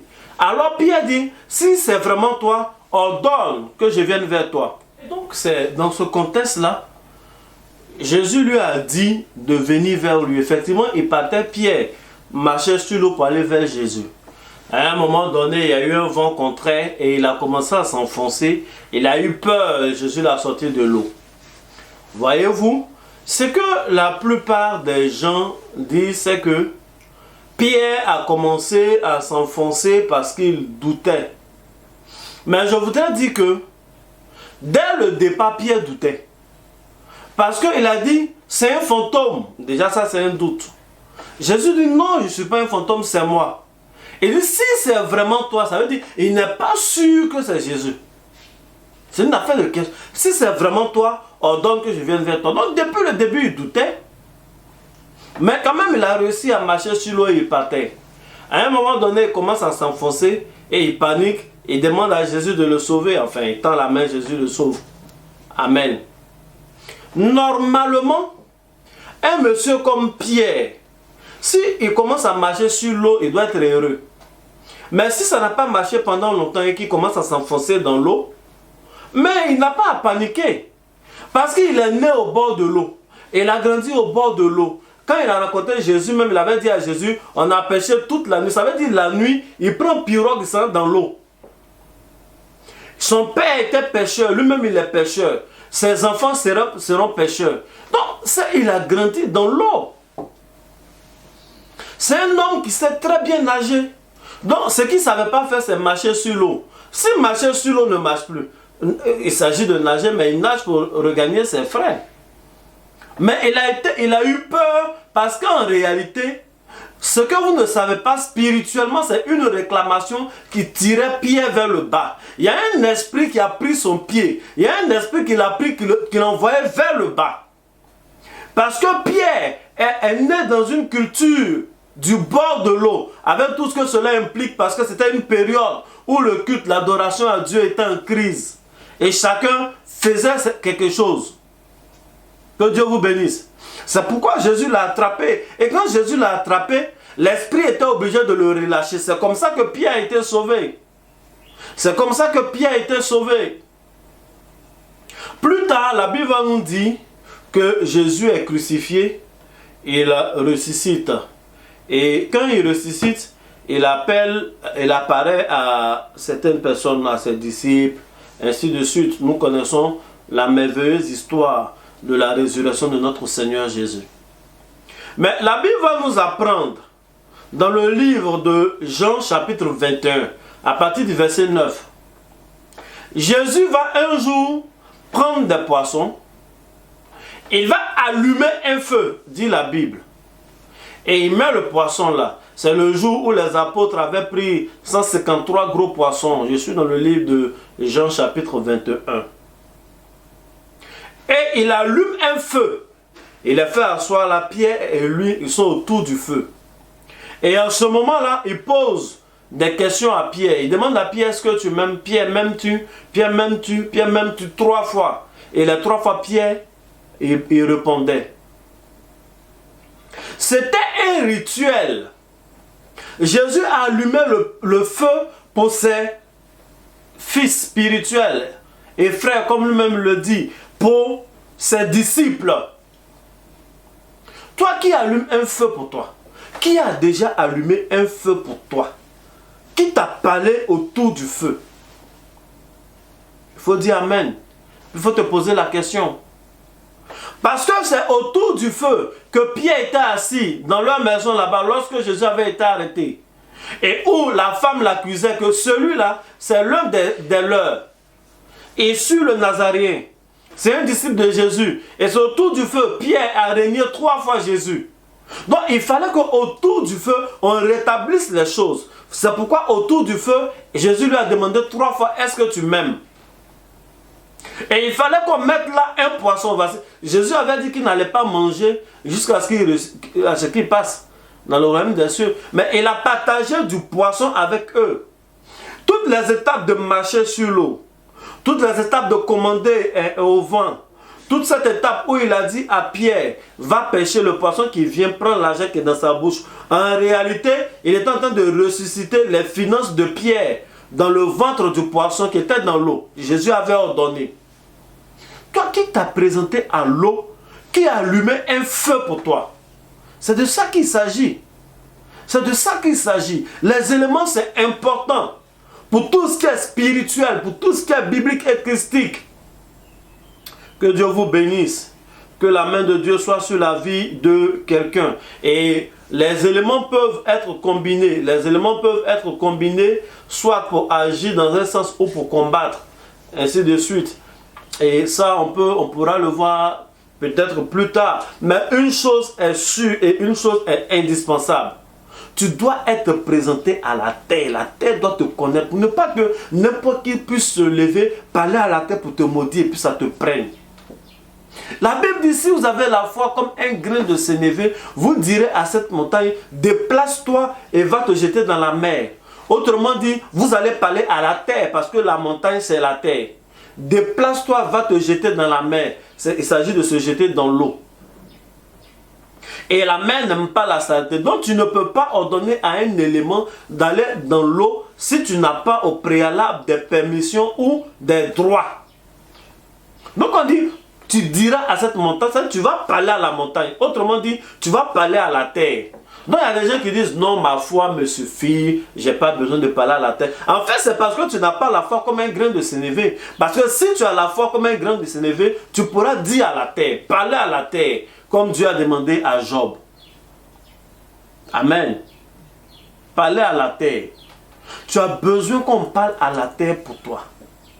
Tu as besoin. Il y a un moment où on prie Dieu, Seigneur, fais. Il y a un moment où on doit utiliser le pouvoir que Dieu nous a donné pour parler aux éléments qui sont là, à la situation qui est là. C'est de ça qu'il est question.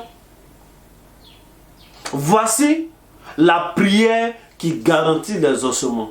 C'est une prière en accord avec les éléments spirituels. Et Dieu nous a déjà investi du plein pouvoir. C'est la connaissance qu'il te faut pour savoir faire les choses. Il faut dire Amen. Le dernier élément dont je veux parler, c'est l'air. On en parle rarement parce que bien souvent c'est connu des prophètes, c'est connu des chrétiens, c'est connu de tous. Mais on doit être présenté à l'air.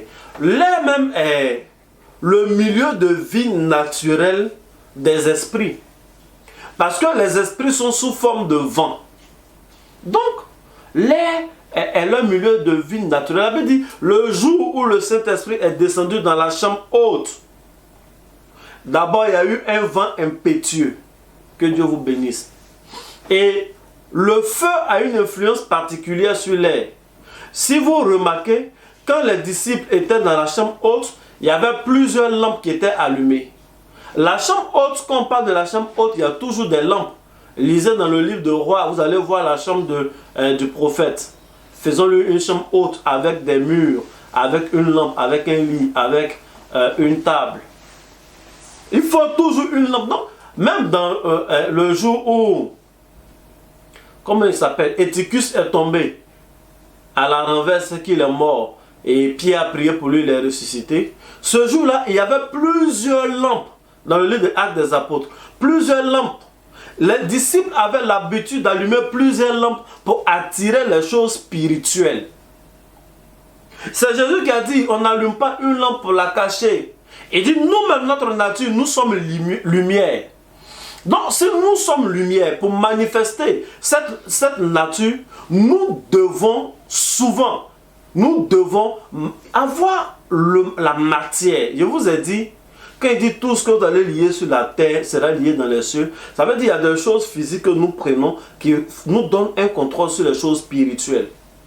Regardez les églises où les gens allument les bougies. Regardez comment les gens sont là-bas. Maintenant, comparez dans les églises où on n'allume pas de bougies. Et puis, voyons les résultats. Voyons les résultats. Le truc est qu'il y a plusieurs pasteurs. Les hommes de Dieu, rares sont les hommes de Dieu qui ne connaissent pas les secrets et qui ne sont pas enseignés. Ils savent. Beaucoup savent, c'est vrai. Il y a une poignée qui peut ignorer. Mais certains savent. Mais personne n'est prêt à donner sa poitrine pour le peuple de Dieu. Des gens veulent s'accaparer de certaines connaissances. C'est ça qui est sectaire. Si vraiment ce que tu crois, si vraiment ce que tu enseignes est biblique, mais la révélation c'est pour les enfants de Dieu.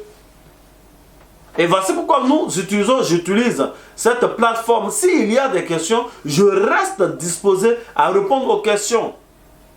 La Bible nous dit dans le livre de Genèse chapitre 2, le verset 7, quand Dieu a créé l'homme, l'homme était là. L'homme était constitué de tous les éléments. Il avait le feu, il avait la terre, il avait l'eau, mais il n'avait pas le souffle. Dieu est venu souffler dans ses narines. C'est comme ça que l'homme est devenu une âme vivante.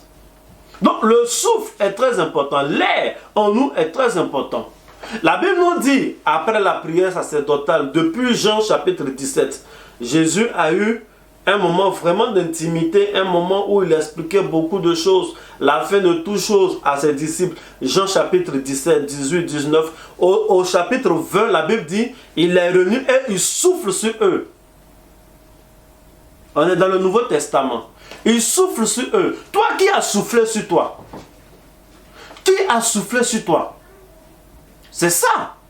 Parce que s'il n'y a pas, l'air ne te connaît pas, c'est parce qu'on n'a pas soufflé sur toi dans le cadre des choses spirituelles de Dieu que n'importe qui peut souffler sur tes finances et tes finances partent. C'est pourquoi tu fais des commerces, tu fais ton commerce, tu as une activité, mais ton argent, tu ne vois jamais ce que tu réalises avec. Tu avais un plan bien déterminé, tu t'es dit, j'investis telle somme maintenant, progressivement, voici ce que ça va devenir. Mais quelqu'un souffle dessus, les gens utilisent le vent. Il faut dire Amen. Il faut dire Amen.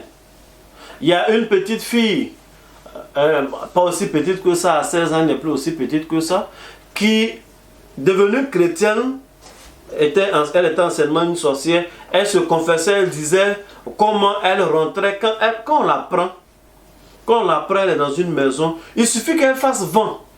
Si elle a fait vent dans ta maison, une seule fois, c'est fini. Ça installe tous ces tentacules, ces choses, elle contrôle ta maison. Et elle ne peut pas faire vent dans une maison et puis va avoir la prospérité. Jamais. Quand elle fait vent, ça veut dire que c'est la pauvreté qui va s'installer. Les enfants tombent malades. Mais oui, elle peut utiliser le vent de cette façon. Que Dieu fait vent, permettez-moi de bien dire, hein, je veux parler de lâcher, péter, comme on dit à Abidjan ici. Bon. Elle n'a même pas besoin de faire du bruit, souvent sans bruit. Mais ça fait effet. Mais ça fait effet. Parce qu'il y a du spirituel derrière. Vous mettez les autocollants à ma maison. Non, c'est le spirituel, le concret qu'on cherche. Que Dieu vous bénisse. Il y a un verset que je voudrais lire. Et c'est par là que je vais terminer. Parlant de l'air et parlant de tout ça. Des gens commandent, des gens envoient des messages pendant que je suis en direct. Il y a des gens comme ça, tu vois bien en direct, ils savent que tu es en direct, mais ils t'appellent pour voir si tu vas décrocher. Il faut arrêter. Tu ne peux pas décrocher comme ça. Tu vas prendre ta Bible. C'est un verset qui me tient à cœur. Nous allons lire. Je parle de l'air. Quand je parlais du feu, j'ai dit, regardez, même pour tous les éléments. Regardez les églises où les gens font les pèlerinages, regardez ce que ces églises-là deviennent. Regardez ce que les membres de ces églises-là deviennent. Pèlerinage, c'est aller sur des terres spécifiques, des terres spéciales. Regardez les églises où on allume la bougie. Regardez les églises où on utilise l'eau pour faire les aspersions. Regardez comment leurs membres deviennent. Regardez la position qu'ils occupent dans le gouvernement. Regardez. Regardez les églises où on fait utilisation du vent, où les gens allument les encens, par exemple. Parce que allumer l'encens, c'est une façon d'activer l'air, de purifier l'air. Regardez comment ils deviennent. Je ne sais pas. J'ai croisé un pasteur qui me disait, non, prophète, vraiment, j'aime bien voir les choses que vous faites, mais l'encens quand même, ça c'est des choses de l'Ancien Testament, on ne peut pas allumer d'encens maintenant. Mais pourquoi tu es comme ça? C'est bizarre quoi. Pourquoi on ne devrait pas allumer d'encens? Quel est le verset du Nouveau Testament? Quelle est la partie où Jésus dit plus d'encens? Quand nous prenons la Bible dans l'Ancien Testament, l'encens fait partie intégrante de l'adoration à Dieu. Et cela a des effets. Ok, il n'y a pas de problème. C'est l'Ancien Testament. Quand nous prenons le livre d'Apocalypse, la Bible nous dit les prières des saints sont devant le trône de Dieu. Et il y a de l'encens devant le trône de Dieu. Nous sommes dans le livre d'Apocalypse. Dans le livre d'Apocalypse, on dit qu'on va partir au ciel. Le Dieu qu'on va trouver là-bas, où il est là, nos prières sont mélangées à l'encens. Donc, dans le passé, les gens ont utilisé l'encens. Dans le futur, qu'on n'a pas encore vécu, qu'on va aller au ciel, il y a de l'encens là-bas. Au ciel où Dieu même vit. Donc, pourquoi dans ce petit intervalle que nous sommes en train de vivre, il ne doit pas avoir d'encens? Ça veut dire que Dieu a utilisé à un moment donné l'encens dans l'Ancien Testament. Et puis nous, quand on est né, on est devenu chrétien, il dit, non, non, non, vous n'avez pas droit. Mais quand vous allez venir au ciel, vous allez me voir, moi, utiliser en votre présence. Mais arrêtez. Donc, il y a des choses qu'on ne peut pas faire dans le... Donc, l'Apocalypse, ça, c'est pas... Il n'y a pas plus de Nouveau Testament que le livre d'Apocalypse. Parce que lui-même, là, c'est le Nouveau Testament. Il fait une transition qui va jusqu'au futur Testament. L'accomplissement de toutes choses. Mais dans Apocalypse, on allume encens. Même dans le livre de Daniel qui parle de la fin des temps, on parle d'encens devant Dieu. Donc, regardez les gens qui allument les encens. Regardez ce que leurs fidèles deviennent. Donc, vous qui dites avoir la vraie vérité, vous savez, la vérité ne veut pas dire... Même si... Je ne sais pas comment je veux dire. Ce n'est pas l'homme qu'on suit. On ne suit pas l'homme. On suit la vérité. Ce n'est pas parce que quelqu'un a eu des doctrines bizarres que tout ce que cette personne fait est forcément bizarre. Il faut tout analyser à la lumière de la parole. C'est de ça qu'il est question. À la lumière de la parole. Tu te lèves, tu dis encens parce que tu as vu les autres brûler les encens. Les esprits aiment les odeurs. Les démons aiment les odeurs qui leur correspondent. Les anges aiment les odeurs qui leur correspondent. Pour tous ceux qui sont spirituels, qui connaissent le ministère des anges, quand il y a un ange, même si tes yeux ne se sont pas ouverts, que tu ne l'as pas encore vu, tu sens son odeur, on sent son parfum. Les anges ont un parfum. Ils se déplacent avec un parfum. Aïe! Au ciel là, le ciel sent bon. Dieu est dans les odeurs.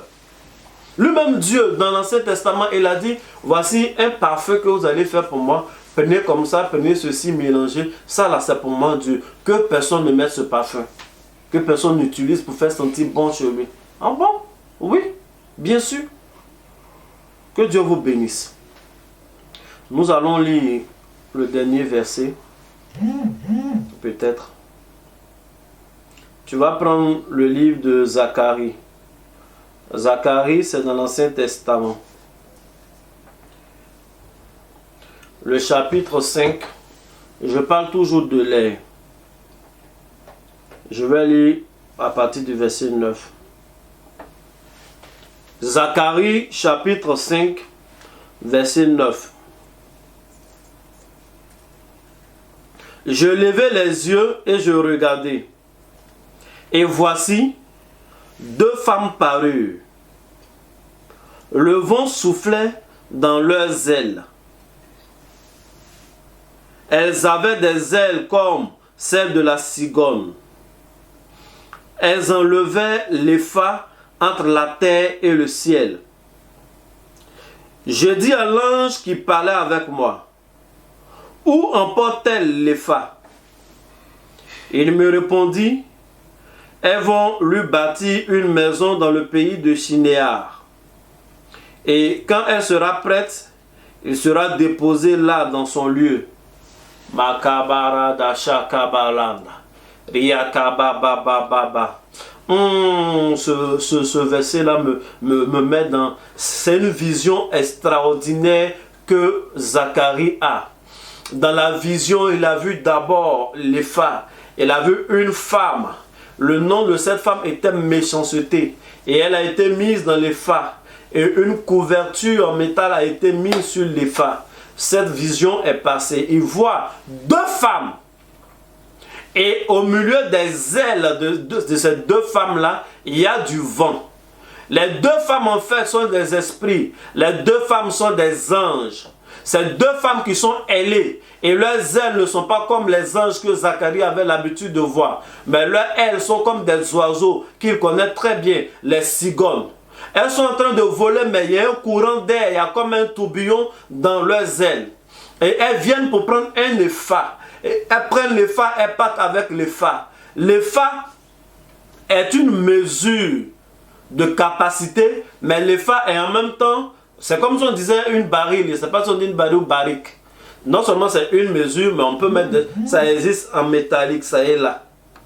Et elles sont venues prendre, et elles ont ramené ça. Elles partaient à Shinéar, c'est-à-dire elles partaient à Babylone avec.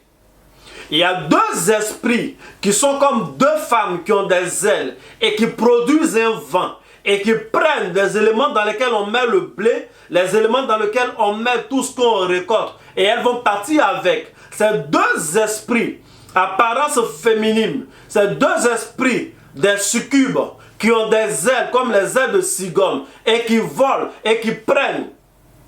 Il y a cet esprit-là qui vole dans beaucoup d'endroits.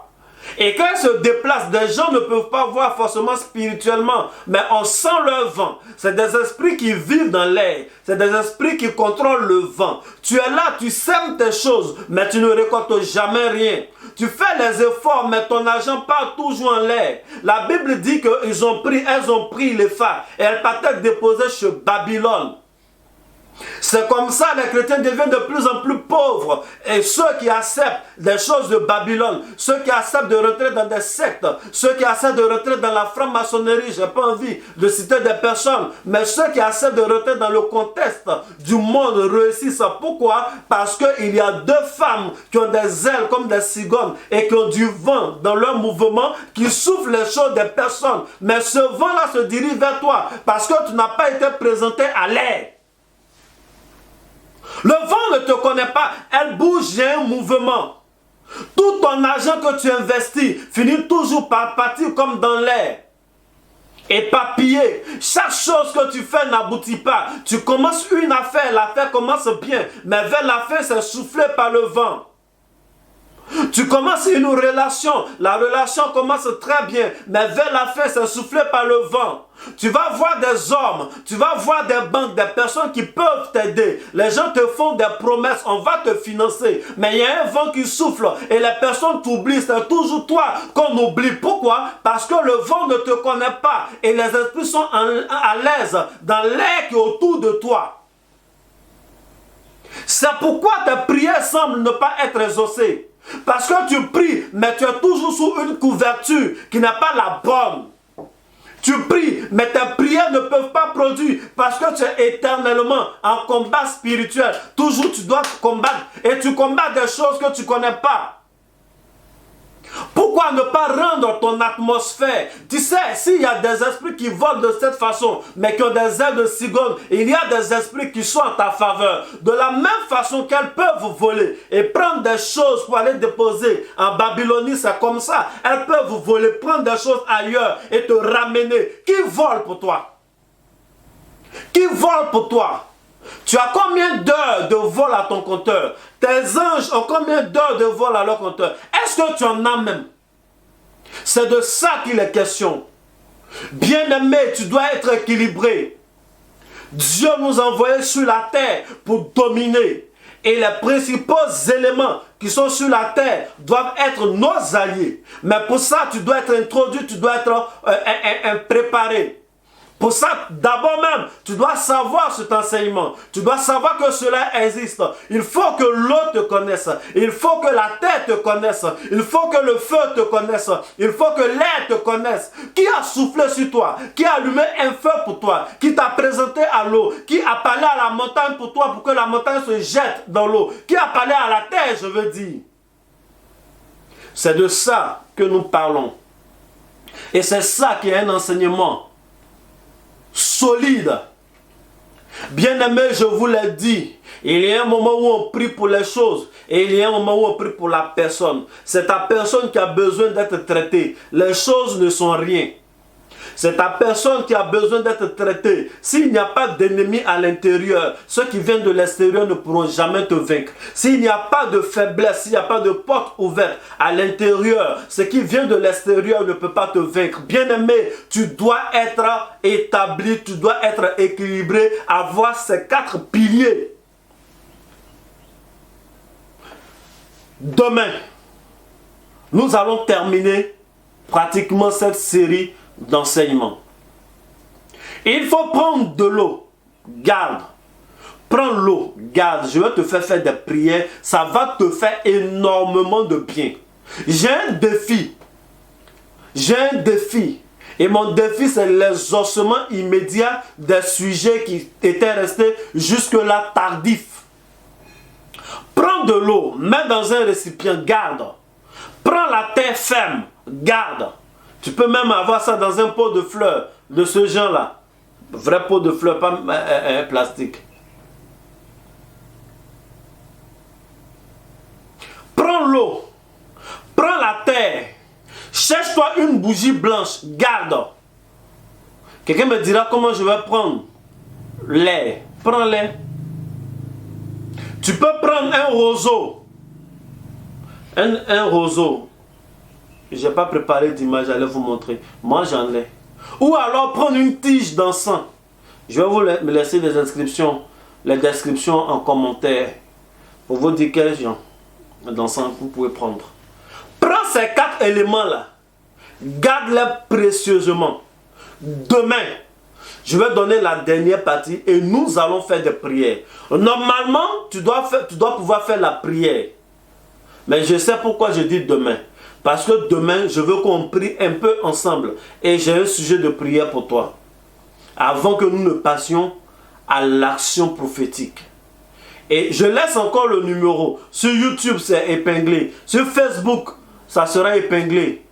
Jusque-là, on a dit que ça serait épinglé. Mais en fait, si ça ne l'est pas, j'ai appris que si on n'épingle pas directement pendant que le direct est en train de passer, comme maintenant là, après, on ne voit pas. Donc, si quelqu'un a déjà vu le lien par lequel on peut rentrer dans le groupe WhatsApp, ne te contente pas d'entrer, il faut liker, il faut peut-être mettre en réponse à d'autres commentaires pour que les gens sachent où il est. Parce que là-bas, je vais vous donner encore des détails. Prends les 4 éléments et demain à 21 h, assois-toi là, attends-moi bien. De pied, de main et de cœur ferme. On va se montrer les choses. Trop, c'est trop. Trop, c'est trop. Nous sommes restés trop derrière. Mais ça va changer. Au nom de Jésus. Merci Seigneur parce que c'est fait. Merci Seigneur parce que tout le processus que nous ferons demain est sous ta couverture. Au nom de Jésus-Christ de Nazareth. Amen.